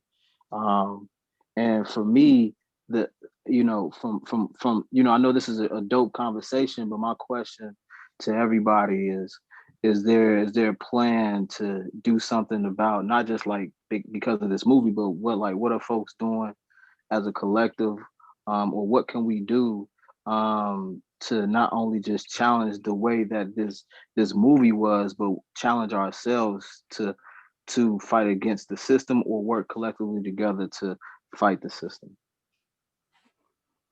So, well, you know, I could speak for self. If you're talking about in terms of issues of police reform, you know, all the things I'm involved in, and thank God a lot of these things are coming to fruition right now. So there's a lot of this stuff on the table, everything from, you know, on the city level with, you know, finally, I really do want to do a backflip about this. This is one of the happiest things just because it's historic, but finally there will be a civilian review board in Boston. So, you know, that's coming soon, and you know, that type of thing. So those are big deals, historic stuff. The legislation in the state house, even though, you know, they poop butted with it, that as well is historic, even though, you know, like I said, they put through the poop butt version. But it damn sure beats what we had yesterday, which was a Zippo. So there's that. But anybody who, you know, wants to deal with issues of the police or whatnot, you know, I got the organization Mass Police Reform. Police decertification is pretty much a wrap now. But right now, the mission is just to keep an eye on the things that are coming down the pike, to make sure these things stay on track, particularly now with the mayor thing in transition. We got to make sure whoever the new mayor is coming in, not Kim Janey, we know she's going to be the acting mayor, but during the election, anybody who's running for office has to make sure that this is on their platform. We need to put that with all the people who are going to be running at the state house and all that next year. We got to put more pressure on all people. So all that type of stuff there. And then, it seems the people of Westview are always on the verge of discovering our secret. I don't know if that's somebody's TV or something. But then the other thing that I was going to say is, and then if you're talking about educating the youth or whatnot, which is the other thing about it, I do believe that we need to do things like something like this, but more for family, you know, and for young people. So if we could set up an online film screening, the only thing with that is it's difficult, like to get people the film. So people would have to rent it or whatever. And that means for kids, maybe we get somebody to pay for it or something. Like, I don't know how that would work. I paid for the movie, so, you know, if we can, I can do a yeah, but I mean, that's what I'm saying. I don't think you could put a movie like on Zoom, and you gotta look at the legality of that, is what I'm saying. You know, because if we'll see. I did it a few times. You can share the movie, like do a watch party. Okay, well, just, you know what I mean? You know more than me. I thought that they did not allow that type of stuff. Okay, so then, all right, so something like that. Yeah, we set something up like that with young men. or young women as well. But yeah, we'll set something up with young people and have these type of conversations. Maybe have a couple lawyers in the mix, maybe somebody from the ACLU, NAACP, that type of thing. Maybe a couple of officers from MAM-LEO or something like that, and have a conversation. And of course, that conversation will be more tight than this one. We won't be, we'll leave the assholes and the motherfuckers at the front door, right? And have a conversation more geared towards a family audience. And yeah, that. Also too, let me take this video. Boom. Also too, hopefully folks see this. This is something that we did. This is what we trying to do, the bad apples. So this is the hotline. So if folks know bad police officers, we're trying to identify bad officers. So right now, working on this with Sean Ellis and others, because at the end of the day, anecdotally, we all know these bad cops, right? But I'm like, I don't do anecdotal. I'm a data guy. I do databases and spreadsheets. So let's take that anecdotal. It's like I watch these shows where they finding Bigfoot and all that. They never find Bigfoot. But everybody who says they saw Bigfoot, they put a pin on the map. They put a pin on the map. They put a pin on the map. So what I'm saying is I want to put the pins, I want to pin the tail on the donkey, right? So every time we know, man, yo, this cop around my way is notorious, man. And that Officer Sullivan, man, he's a monster. Cool. You know his first name? No, I don't know his first name. All right, that's the next mission. We're going to figure out his first name. Officer Sullivan, because, there's 8 Officer Sullivans. We got to figure out which Officer Sullivan. So I want to pinpoint it. I want to demystify it. I want to solve the Scooby-Doo mystery, okay? And we build a database. We can already start with, obviously, who we know is dirty. For instance, all the cops from the Sean Ellis case, but, some of those are already retired. Mulligan is dead, of course. Keeler is alive, but he's still retired. So on and so forth. But, even though Keeler is retired, he retired recently, and all of his cases should be looked up anyway. All of their cases should be pulled up anyway. So on and so forth. So, long story short, there's a lot going on that front. So, build with me on that, whatever, inbox me or whatever, we get on that. And that goes for anybody else on here too. Most of y'all. Yeah, I'm definitely down with that. The video showing and bringing folks together around that piece so we can show some young folks and have a conversation about it. So I'll build with you more on that. All right. Yep. Let's do it. All right. So now, another point I wanted to bring up too was another part of the movie that I thought was one of the most interesting and disturbing parts was when they was in the precinct, and when it's like the cops started to get to talking. Oh, come on, man. You black people. What about all the hippity hoppity? Drug that bitch. Shoot that guy. Come on, man. You ever heard the hip hop of the day?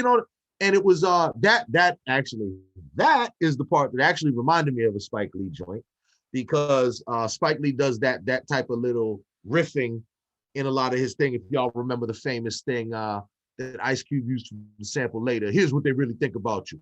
You quadroon, spear chucking, gold chain wearing, that was Spike Lee used to do a lot of that in his movies. So that part, that monologue there, where the cops were kind of giving their angst about all the woes of why black people deserve it.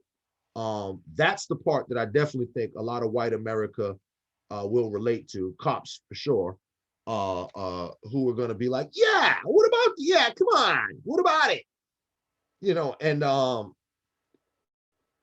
so I thought that was very disturbing, because it just was like a typical white people venting session.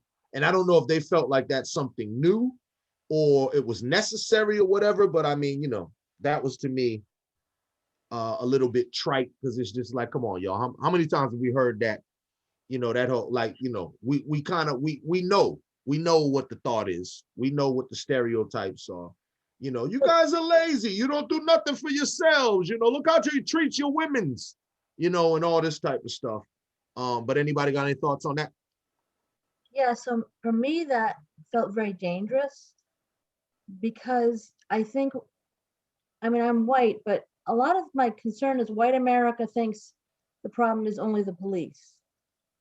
So you notice those lines that were like that were said by police, as opposed to like the people in the jury room weren't saying that kind of harsh stuff. And I think that this mythology that if we just fix the, and I totally get why you do the work you do, so I'm not questioning you, but I'm saying what I see since George Floyd is, well, if we just, white America thinking, if we just fix the police, that'll fix everything. And that's why, like, how can I put this? There's so much systemic problems that need to be fixed too. And I just didn't, I don't know if I'm putting it right, but I just feel like sometimes I don't know if you could get millions and millions of white people to fight for equality in housing and education for people of color in the way you got them to protest for police. But like both protests need to happen. You know, I'm not saying you necessarily do it through protests, but I think the outrage needs to be in more places to fix things. And so like, for me, the movie was at the end, there's sort of a, kumbaya kind of moment. The black guy and the white cop get along. And then, well, how does it end badly? Because another cop does the killing, as opposed to like, it's a bigger picture than, I'm not saying police aren't a big part of the problem, but they're only a part of the problem. Like, for example, he was driving he wasn't driving a BMW, and he was in a neighborhood, and so he's suspect. But if we had income equality, the cop might not have, he might not have, I don't know. I'm not sure I'm explaining it right, but I just feel like, and it's not, I'm not questioning your work, so that's different, but I'm saying that I'm concerned that if I went with white friends to that movie, they would only see that the problem was bad cops. That's what I'm saying. That's probably the best way I'm saying. And then that becomes, we don't need to fix anything else. Oh, well, don't you have nice white friends? Yeah. The white people that I know would have chimed in and tuned in more with these black people bringing on themselves stuff, the hip hop music comment.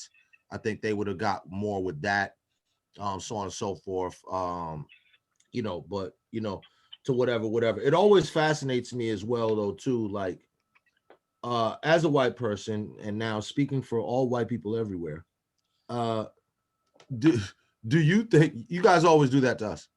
So, Back, I'll take it. Go for it. so, you yourself, like, do you think that like white people are gonna get it together and like someday like everything's like white people are gonna be okay? What do you think?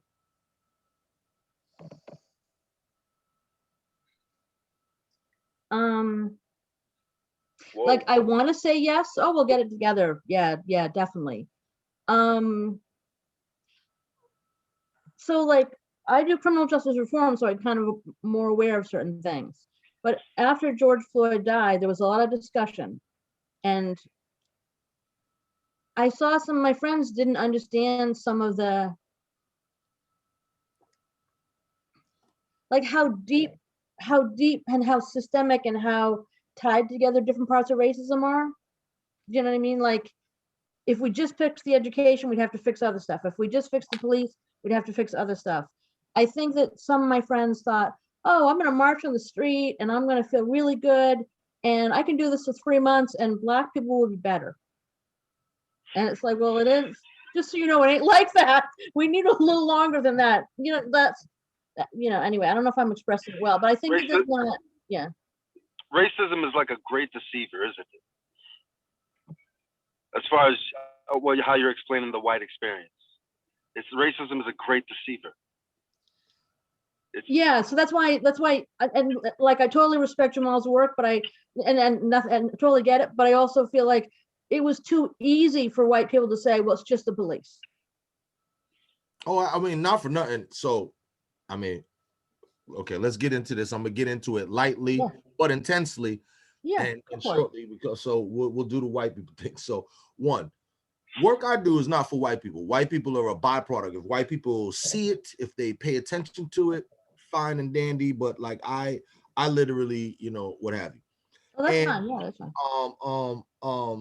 also too, I know you might have been familiar with the term or the concept, the white man is the devil. Are you familiar with that? Yeah, I've heard that. Yeah. So now I don't know how you understand it or whatnot. I don't believe that, like, the spiritual thing, like, the guy in the red underwear that's on the side of the can of ham or whatever. The great comedian Paul Mooney, I've quoted now twice tonight, also said, well, I don't know if the white man is the devil or not, but if he ain't the real one, he'll do till the real one gets here. And so what that means is, and I've stumped Harvard professors and historians with this and whatnot. So once again, I don't know, because I don't believe in like a spiritual entity, like whatever, not that type of devil. That's not what we're talking about. But what I can say is that white people, particularly the white male, and let's just stick with the white male, but white people in general, if we use all of the annals of time, we have all of recorded time, right? We can go anywhere on this planet or another planet.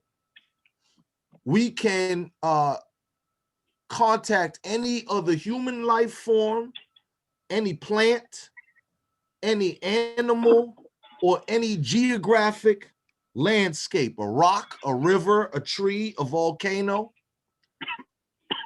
Nothing has ever come in contact with the white man and then after that contact either been left unmolested or made better off. You can't find an example of that anywhere in history, anywhere. Now, to me, that is my non-spooky definition of devil. Now, the brother earlier on spoke about a book, Francis Cress Welsing, The ISIS Papers, which is a classic book. But to that point, we also have to understand that in another great work by John Henrik Clarke and another white scholar called The Iceman Inheritance, right? It speaks about the fact of why white people may be the way that they are. And basically, after we were separated and basically white people became white, the areas that they were in were colder, resources were scarcer. And if you come up in an environment where resources are scarce, that ends up breeding selfishness, possession, hoarding. If it's wintertime and you've only found one rabbit to eat in the past 30 days, you're going to be like, mine, right? Whereas, and if you're Africa and it's warm and everything is, blossoming and blooming all over you, there's animals running all over the place, fruit is falling off the tree, hitting people in the head, then it's not such a big doggone deal, right? So that breeds for a more cooperative, communal, share type of society. And so on and so forth, and traits like that came on. So I say all that to say that with police, let's look at police like police are not the problem. Racism is COVID, okay? Police are just a segment of society that has the racism 19. You know what I mean? And that's it. Most of the population has it. You know what I mean? But damn it, there's a super spreader event in the police. Okay, there's a woo. They ain't got no masks on. It's, you know what I mean? So for them, it seems to be an area where there is a high concentration and a high pocket of this virulent disease that we now know as racism. But it's everywhere, and it manifests itself in different forms, right? So I have this conversation with one of my buddies who's a firefighter, right? And firefighters are screwed up too, if you don't know. a lot of alcoholism, a lot of drug use, a lot of problem, a lot of racism, all that type of stuff. But you know why firefighters are beloved and cops have problems? Because Black kids are not getting axed to death all across the country. So they have a job where most of the time you see a firefighter, you glad to see them, right? They saving you. They don't do patrols. They don't, encounter people. They, like I said, they don't get in fights and kill people with axes. You know what I mean? Whereas cops who are known for their gun, and then the gun ends up being, it's like your brand. That's part of your branding. You know what I mean? McDonald's, hamburgers, cops, guns. You know what I mean? And then that gun is the vehicle by which so many of us are killed, and it becomes a thing. So, it's very deep. I would say that police is one of the biggest bastions of white supremacy. Even black officers especially face it hard. I remember one black officer became a motorcycle big wig or something, and he comes out the locker room or something. They had put a little noose on his motorcycle. So they all get it, right? And now back to James' point too, like, what do we do about it? My belief is that, I don't believe in defunding. I don't believe in disbanding the police. But I damn sure believe in a complete, first of all, an audit.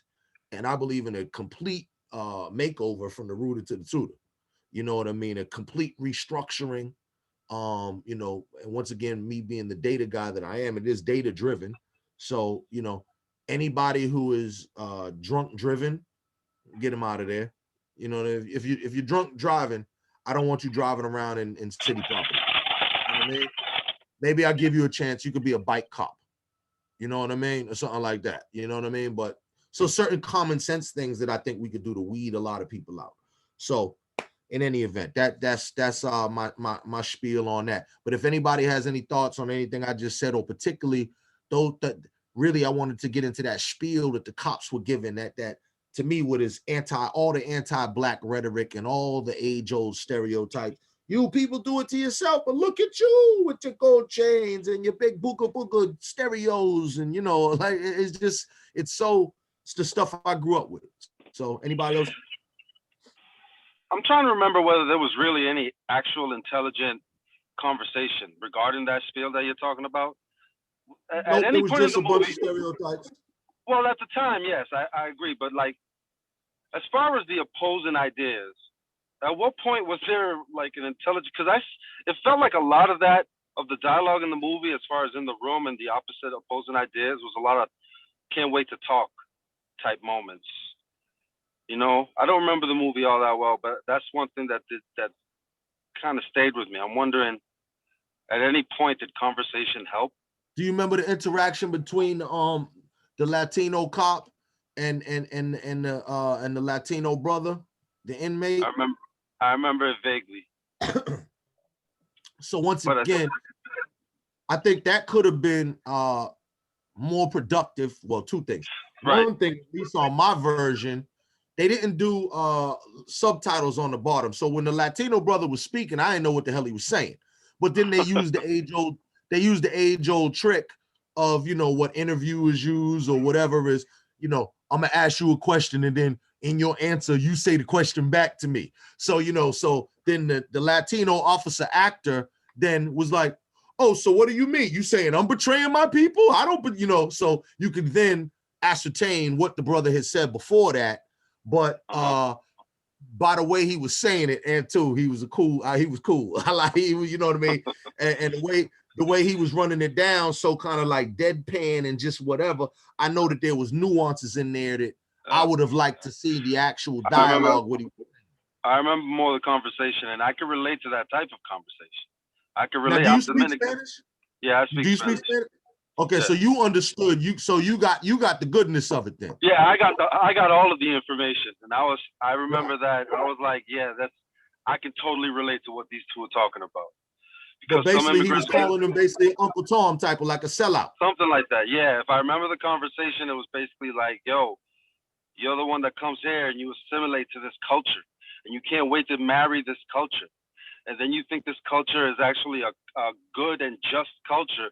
But you're blinded. You're a bootlicker. You're not You're not being honest. You're not being just. You're being selfish. It's the dynamic. It's like I was born into this country, and I'm sure that my mother, with all her great intention, wanted me to grow up to be a nice, good Christian boy. In other words, good, wholesome American boy, right? But then I grow up and start learning knowledge, start gaining knowledge of self, and finally got out of high school to go to Emerson College, where there was a whole lot more black people there than that at my high school, which was predominantly white. Then I kind of snapped in me, and I started to do the knowledge on the history of this country and how it benefits from not only the immigrants coming in, but also immigrants coming into this country and buying into the system for this locomotive to keep running. And I bucked that system. I don't know, I bucked it. But getting back to the conversation, I can relate to that. Some people come here and they just want to be good, wholesome white boys and white women. And now, and now a lot of them supposed to be called Latinos. Right, and then the Latino cop, his point was, you know, once again back to the Spike Lee dialogue. He hit him with a whole bunch of cracks right there. You fake cartel wannabe, tattooed, you know, hit him with all that stuff, right? But then his point was, yo, you say I'm betraying my people, now you betraying our people. You know, because of you, we can't get no break. Everybody thinks we an essay and a homeboy, and you know, this type of thing. And not for nothing, I won't mention the name, but years ago there was a Latino politician here in Boston, for which I had to coin a new phrase, because you know, for black people, we got the term Uncle Tom, and I didn't know if there was a proper term in Spanish for that, so I made one. Tío Tomás. So, Tío Tomás. Yeah. Tío Tomás. Yeah. See, look, you say it much better, but yeah.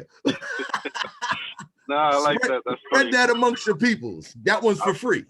So all right, that's what's up. I'll see what I can do with that one. Oh, Yo, word.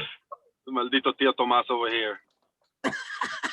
Yeah, I like the way that rolls. Hey, and I wish my guy Tayron was still on here, because we could print up T-shirts and everything. Listen. Yeah. This is America. So some of that dialogue is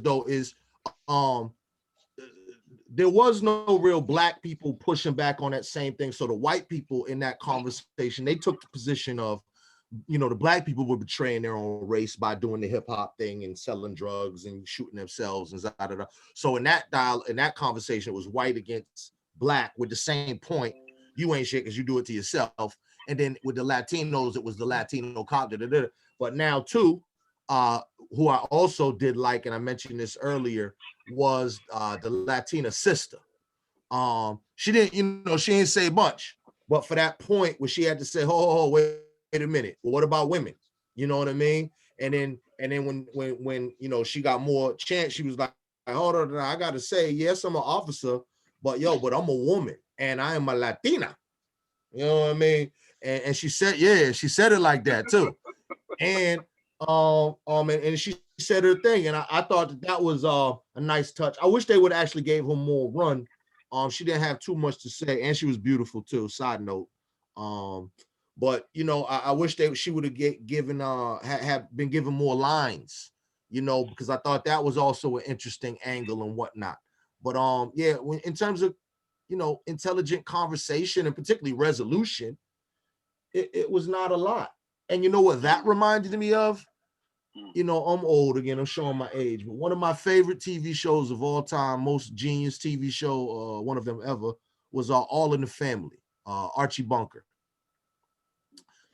And it reminds me a lot of that type of scenario where every week on Archie, whatever, let's say it was a dinner or a party or something, it was always the juxtaposition of Archie, who was the loudmouth, you know, knucklehead, bigot, you know, the hippie son who was, you know, the wide-eyed, bushy-tailed daughter, and then it was, and enter in the cast of characters this week. It's the Chinese man, it's the black man, it's the Jewish guy, it's the crippled guy, it's the gay guy, it's, you know what I mean, whatever it is, and then they would kind of riff off of that.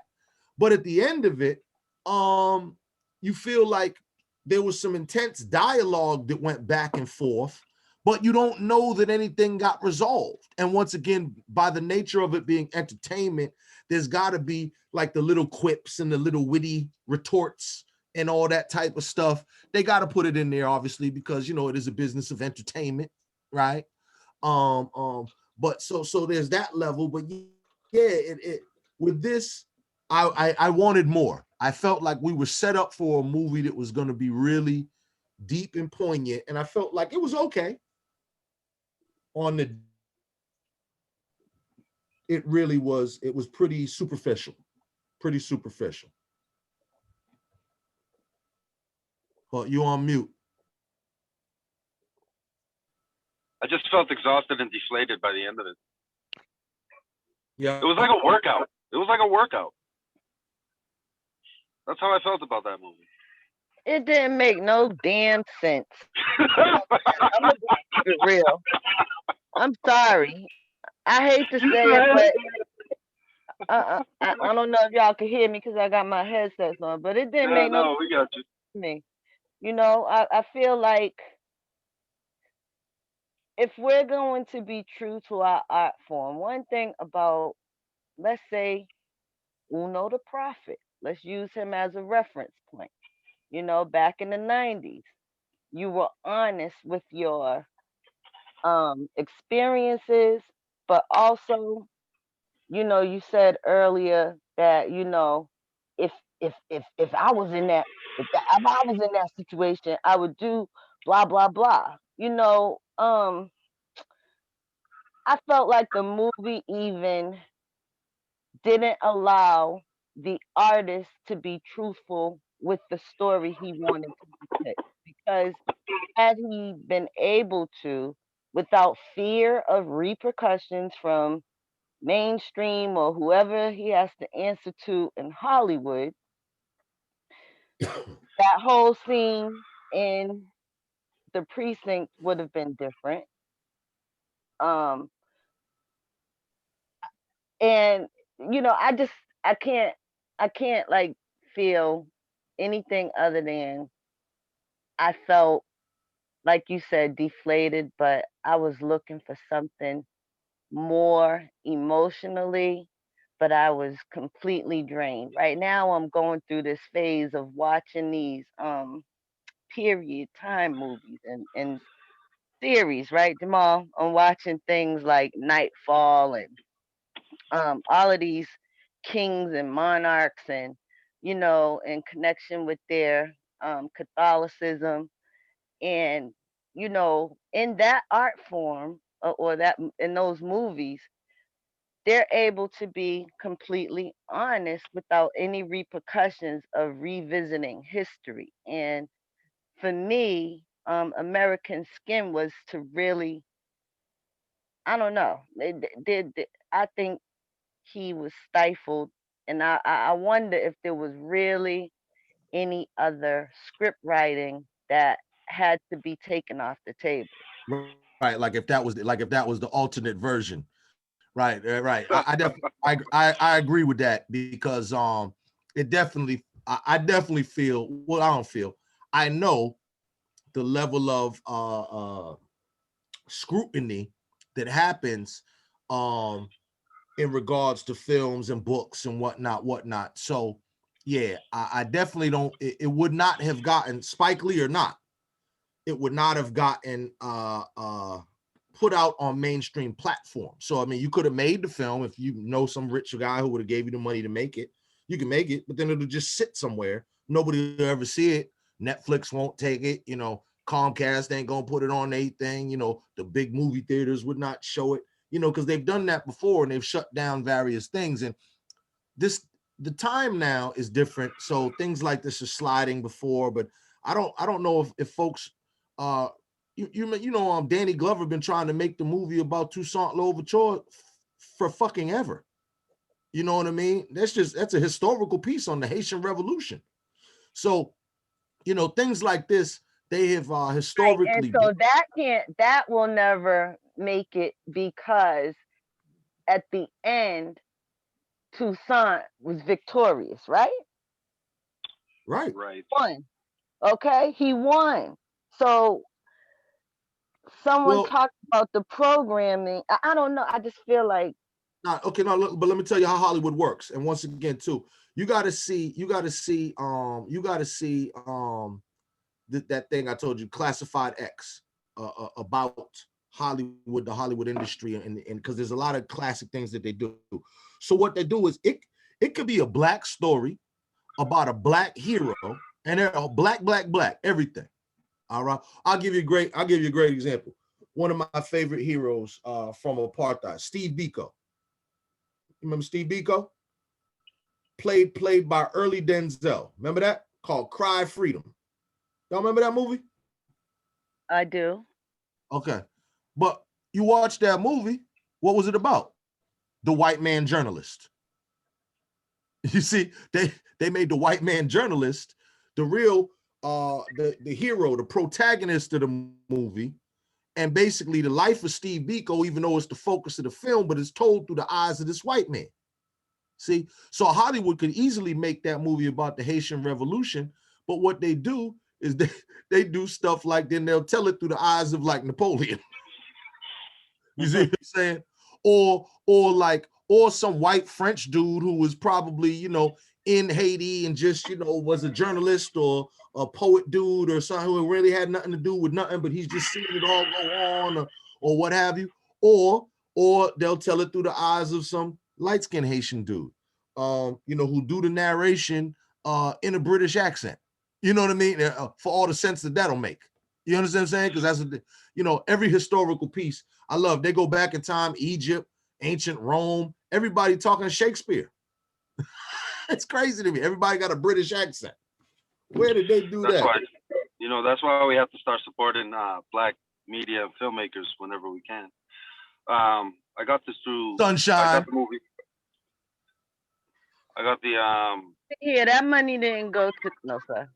I'm just kidding. I heard you. Well, the money went to Amazon, right? Amazon Prime. I mean, that's the format I watched it on. So is it really going to No, I mean, black film industry like that? They get their splits or whatever. Really, The new black films. Really what he needs is the hits. It's like back in the day they had Nielsen, but now that shit is in your box. So your box knows what you watch all the time, and people are paying big money to know shit. 9 o'clock at night, he's watching Wheel of Fortune. 10 o'clock, MacGyver, and they're using that to determine what you like, what you don't like, cooking shows, what you want to eat, advertising and all that. So black films, biggest black film, and Spike Lee actually talked about this years ago. It almost don't even matter if you go to the damn movie or not, but buy a ticket, because particularly on opening day, because they need big numbers on opening day. So Hollywood knows that these are viable films. If we keep doing these great films that are like, yawn, and not for nothing too, the bootleg industry, it really did a number on us, because obviously too, so many of us ain't got guap like that. Let's be real. And so who's spending? I'm certainly not buying no DVD unless it's like some real classic, something I want. I'm not buying DVDs for like $25 a pop, and when I can get a bootleg for $1, $2, yeah, well, shoot, I used to hustle, but things like that, but the bootleg industry hurt mainstream Hollywood. Yeah. So as they say, when America got a cold, Black America got pneumonia. Okay, so like this COVID. Do you feeling sorry for the industry who has? No. All I'm saying is that I'm just talking. I don't give it. I just told you I used to bootleg myself and shit. I don't give a damn. But I'm just being real to say that now Black movies are likely the ones that get hurt even more, because when a new Black movie comes out, a lot of us say immediately when we could even go to the movies, I'll wait for it on DVD, or I'll get the bootleg, or you know what I mean? I got the Fire Stick or whatever. So all I'm saying is that for Black films, look, if that shit hurt Star Wars, what do you think that could do to a Black film? You see that? That's my point. Star Wars felt it. Jurassic Park felt it. All these people felt it. So all I'm saying is that for a Black film, you know, the I would even say, I was gonna say tenfold, but it might be 100-fold. You know, it fucked with Spider-Man, it fucked with, you know, X-Men, it fucked with all that. Avengers got bootlegged. I mean, Okay, that's understood, but it could still be supported. We can oh still yeah, no, support that's it. what I'm saying. That's what I'm saying. So I make a point. That's why I rented this film. I rented it. Okay. And you know, so he got my little $8.99 now. The thing I don't like about these rent, $6.99. oh, you got it for $6.99. Okay, yeah. So yeah, no doubt. I got it for $8.99 on Comcast. And for me, I only had 48 hours to watch it. So for 48 hours, I could watch it all I want. But now if I want to watch it tonight, I can't watch it again. I don't like that. You know what I mean? Where other services I can replay it anytime I want. You know what I mean? But I don't Well, mind. I'm sure it'll be that way eventually. Yep. I mean, it was a new release. You know what I'm saying? Yep. But Okay. either way. Ferris got off. Either way.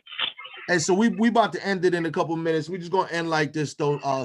Sunshine brought up a couple of other good points though too, in terms of, you know, watching various TV shows and films and whatnot. Being that this is COVID, a lot more people are watching a lot of stuff. Me with my work, graphic design, where I'm on the computer all day and I always have background noise on, so I'm always watching shows.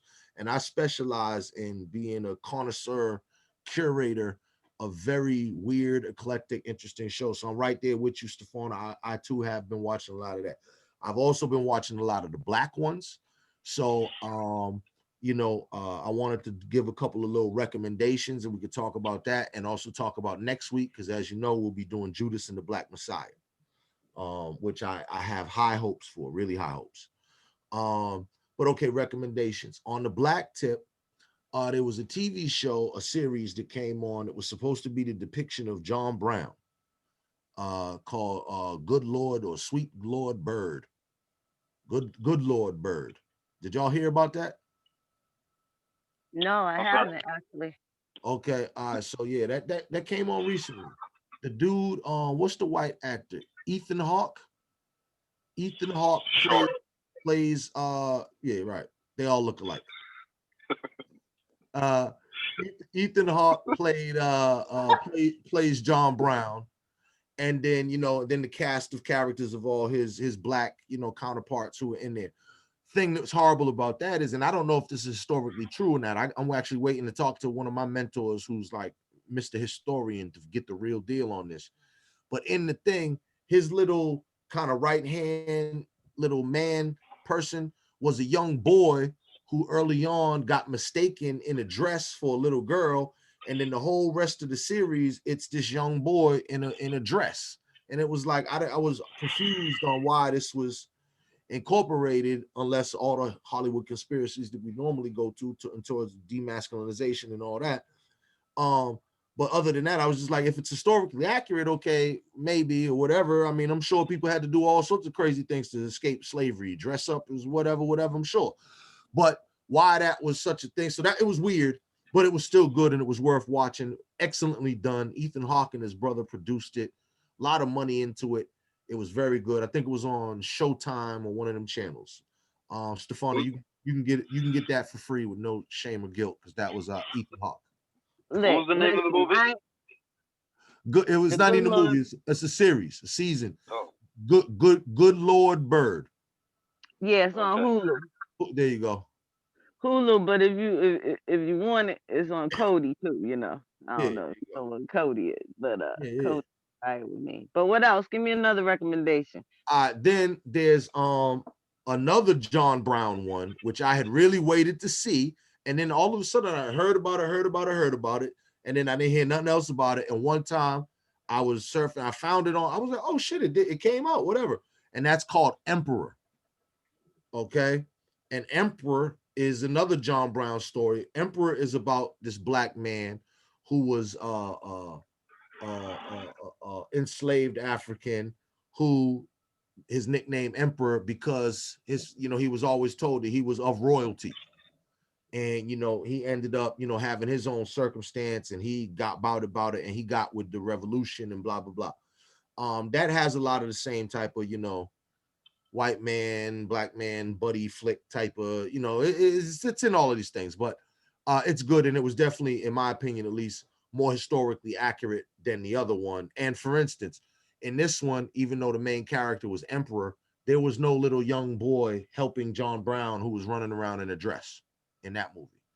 So if that was a historical figure, once again, it would be interesting if he was so integral to John Brown that they put him in the TV show, but was not in the movie. Why? You know, it's just that, if that was a real figure, I don't know. I'm going to find that out. I'm going to find that out. Okay, so that was that one. Emperor. What was the other one? Did y'all see Harriet? Okay, you should see. I couldn't bring myself to do it. Yeah, I couldn't bring myself to do it. I did, and it was whatever.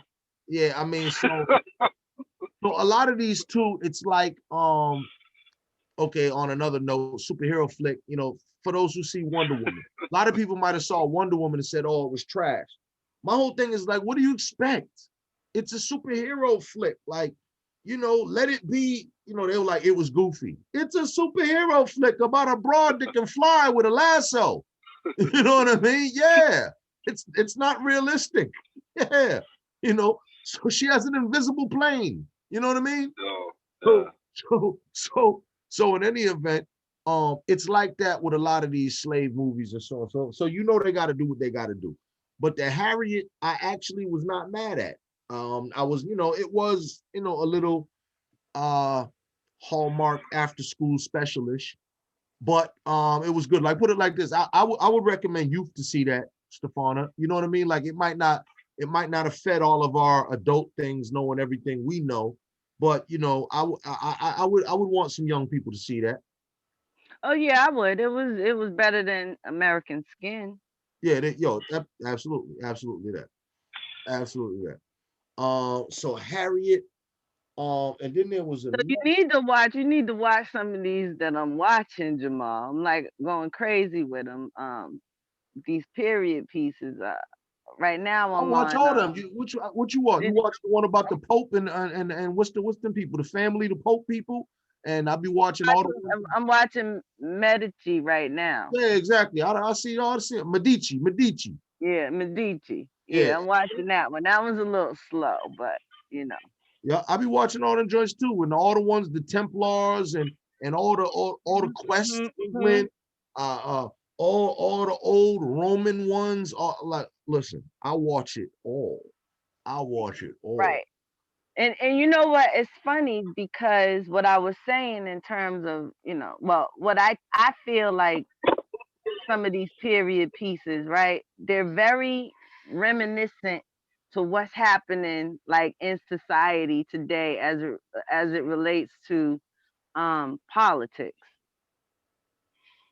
I don't know if you get the same feeling, but absolutely. I mean, like what we just watched with Donald Trump is exactly, I mean, a combination of, I'm gonna say, the French Renaissance and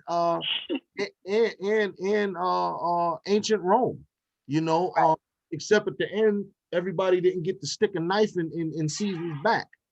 And really, you know, in this case, Caesar did the betraying. Like, right, Pence as Brutus didn't get to betray Trump betrayed Brutus.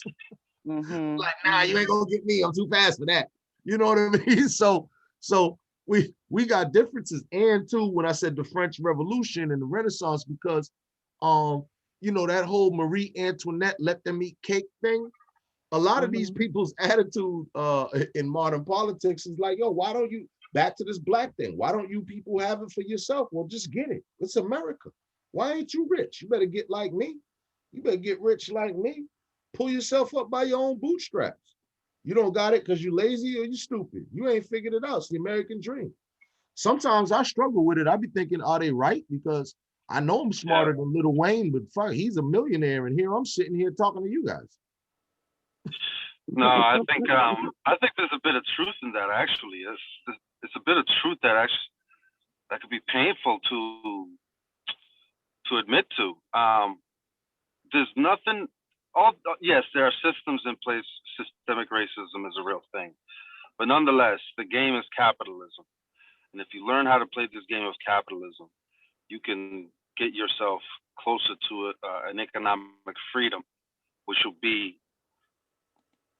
the ultimate goal as far as any freedom at all, right? In this country with capitalism, being economically free is true freedom. There are systems in place to make it more difficult for us and other people, but the opportunity is there to succeed. But that also doesn't take away by what this country owes to the foundation of Black people here in this country. Yes, the opportunity is there to become successful. Oh, you done started some shit at the end. Foundational Black people. You done said the F word. All right. The only thing could have been worse is if you said the other one. What's the other one? ADOS. Yeah, there you go. African descendants of slaves, right? American descendants of slaves. Part of it. So let me just and we about to wrap up on this. It's 9:50. We definitely gonna be off this at 10 because then the recording ends anyway. But just on that point, since you said that, so let me tell you my problem with those type of things. Foundational Black American, right? I am born in Boston, right? As was my mother, as was my father, as was my grandmother, as was my grandfather.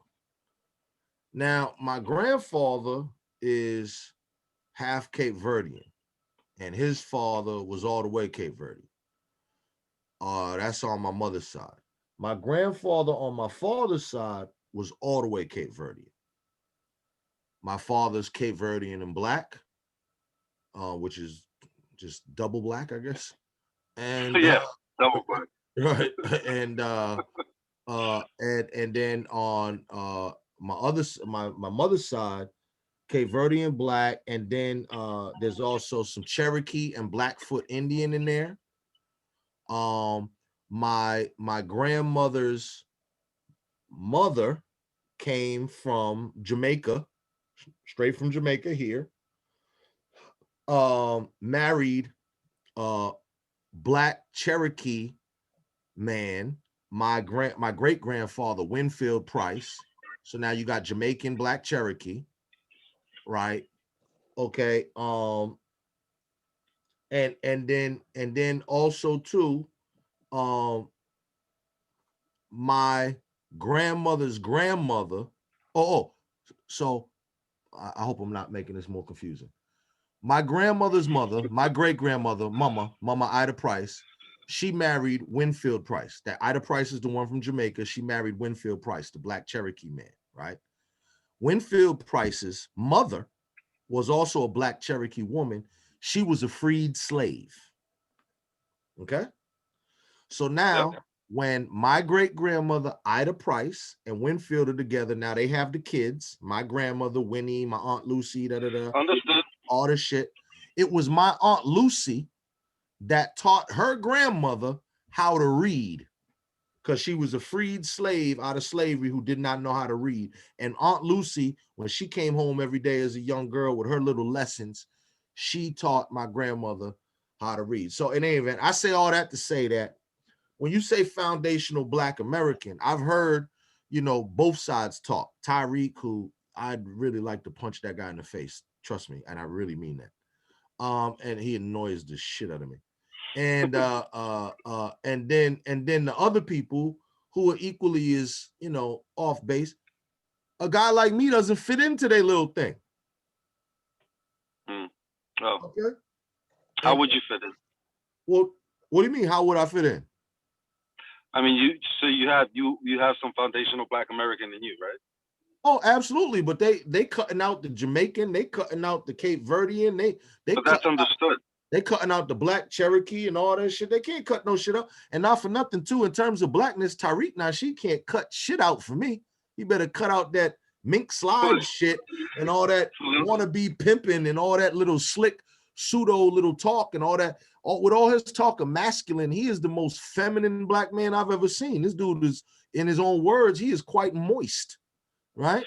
So I will say, I don't know, man. I will say this, as a first generation born and raised here, immigrant families from the Dominican Republic, Black people who are owed reparations in this country, the reparations would be paid to them.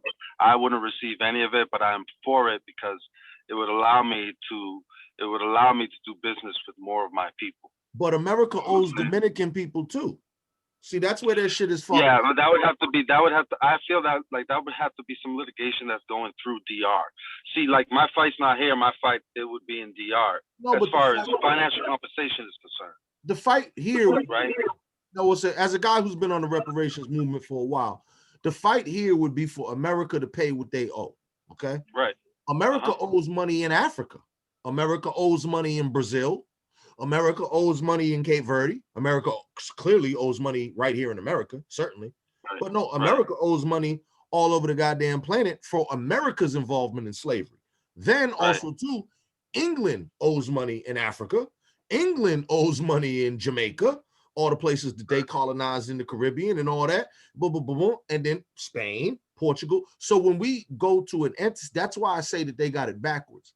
You know, when we go to an entity, we're saying that we're not doing the payout to groups. We're saying America pay what you owe to everybody. Everybody that was affected by slavery. I understand. I agree with you, but I think they should focus on Black people here in this country first. But what was your overall point by stating your lineage that you weren't allowed into foundational Black American groups? From the descriptions that I've heard, based both by Tyreek and Yvette Carnell and the lawyer guy, both sides would disqualify me. I'm a dirty mutt as far. I'm not a pure Black man as far as they're concerned. Even though you have a percentage. Bro, I got more than a percent. This is what I'm saying. Like I understand. They don't get to arbitrate. They don't get to arbitrate it, and not for nothing. All of those people are Johnny come latelys. Look, I've been in the I agree. That shouldn't be held against you. You should have some percentage of not even held against me. Like the people I know started the reparations movement, and that it was never about that. So they are coming on the scene late, and they like, I know what I'm gonna do. And so they're messing it up, and it's so incongruent with how reparations actually goes. You're going to a government. First of all, it's not only a government, it's also business entities. The work is already done.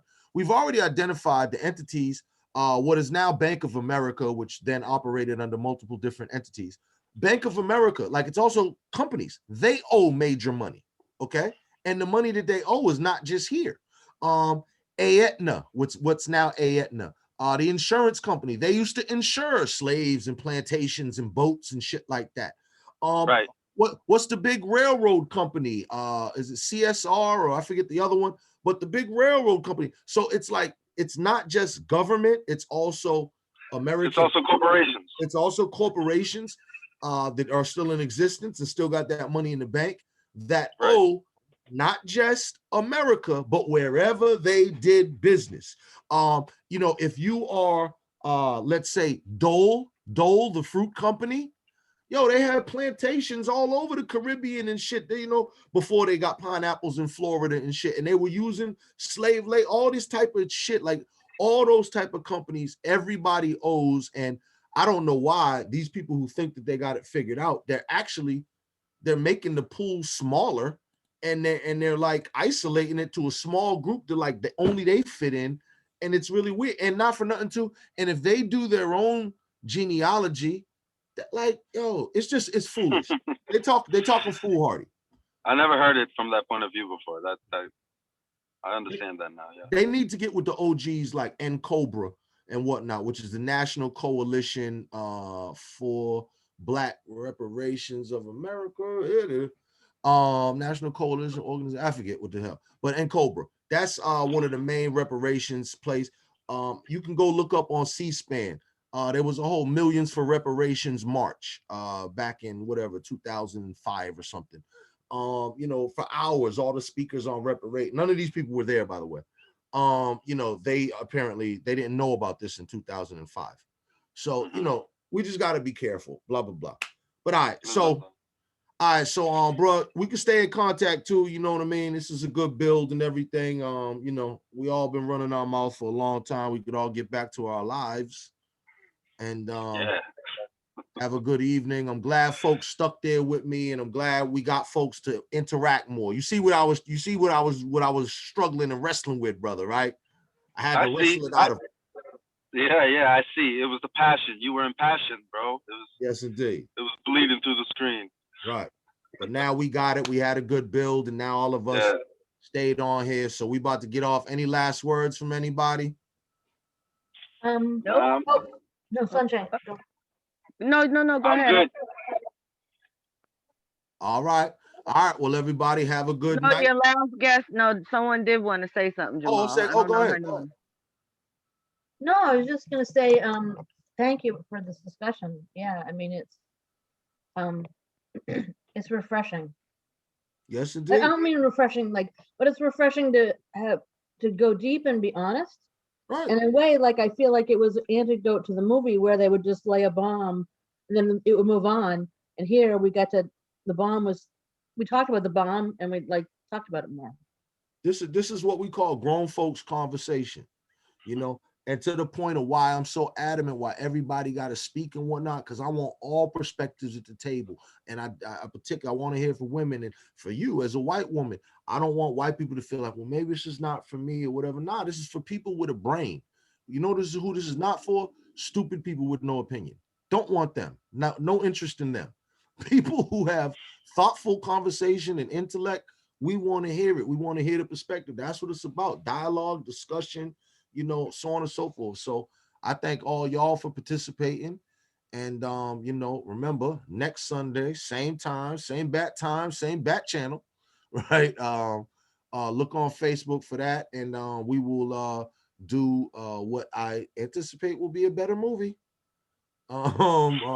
Maybe with some of this, we're still gonna be mad though, because obviously we know the end, he gets betrayed, right? It's called Judas and the Black Messiah. But we'll do that next Sunday. And if any other thing comes up interesting, we'll also do those as well. Thank y'all for the conversation. Let's keep it going. And can I throw out an idea? Absolutely. So it's really a bummer. So I'm not sure I should throw it out there. But I saw this thing on TV. Independent Lens did this thing, Cooked, where they looked at the deaths due to the heat in Chicago, and they break it down. They break down racism and systemic racism, and in a way I've never seen before. The way they spell it out, the way they talk about the deaths were really. Anyway, it's just something. It's worth watching, but only if you really want to be depressed. What'd you say it's on? It's Independent Lens, and it's called Cooked. Oh, Independent. That's PBS, right? Yeah. Yep. Okay. All right. Thank you for that recommendation. I'll put that on my list. But Good just a night, heads up, everybody. it's pretty depressing. All right. Sunshine, was you saying something before we get off? Yeah, I was just saying good night. Yep. Good night. Absolutely, everybody. Peace, Thank you y'all. for participating. All right. Peace. Have a great evening.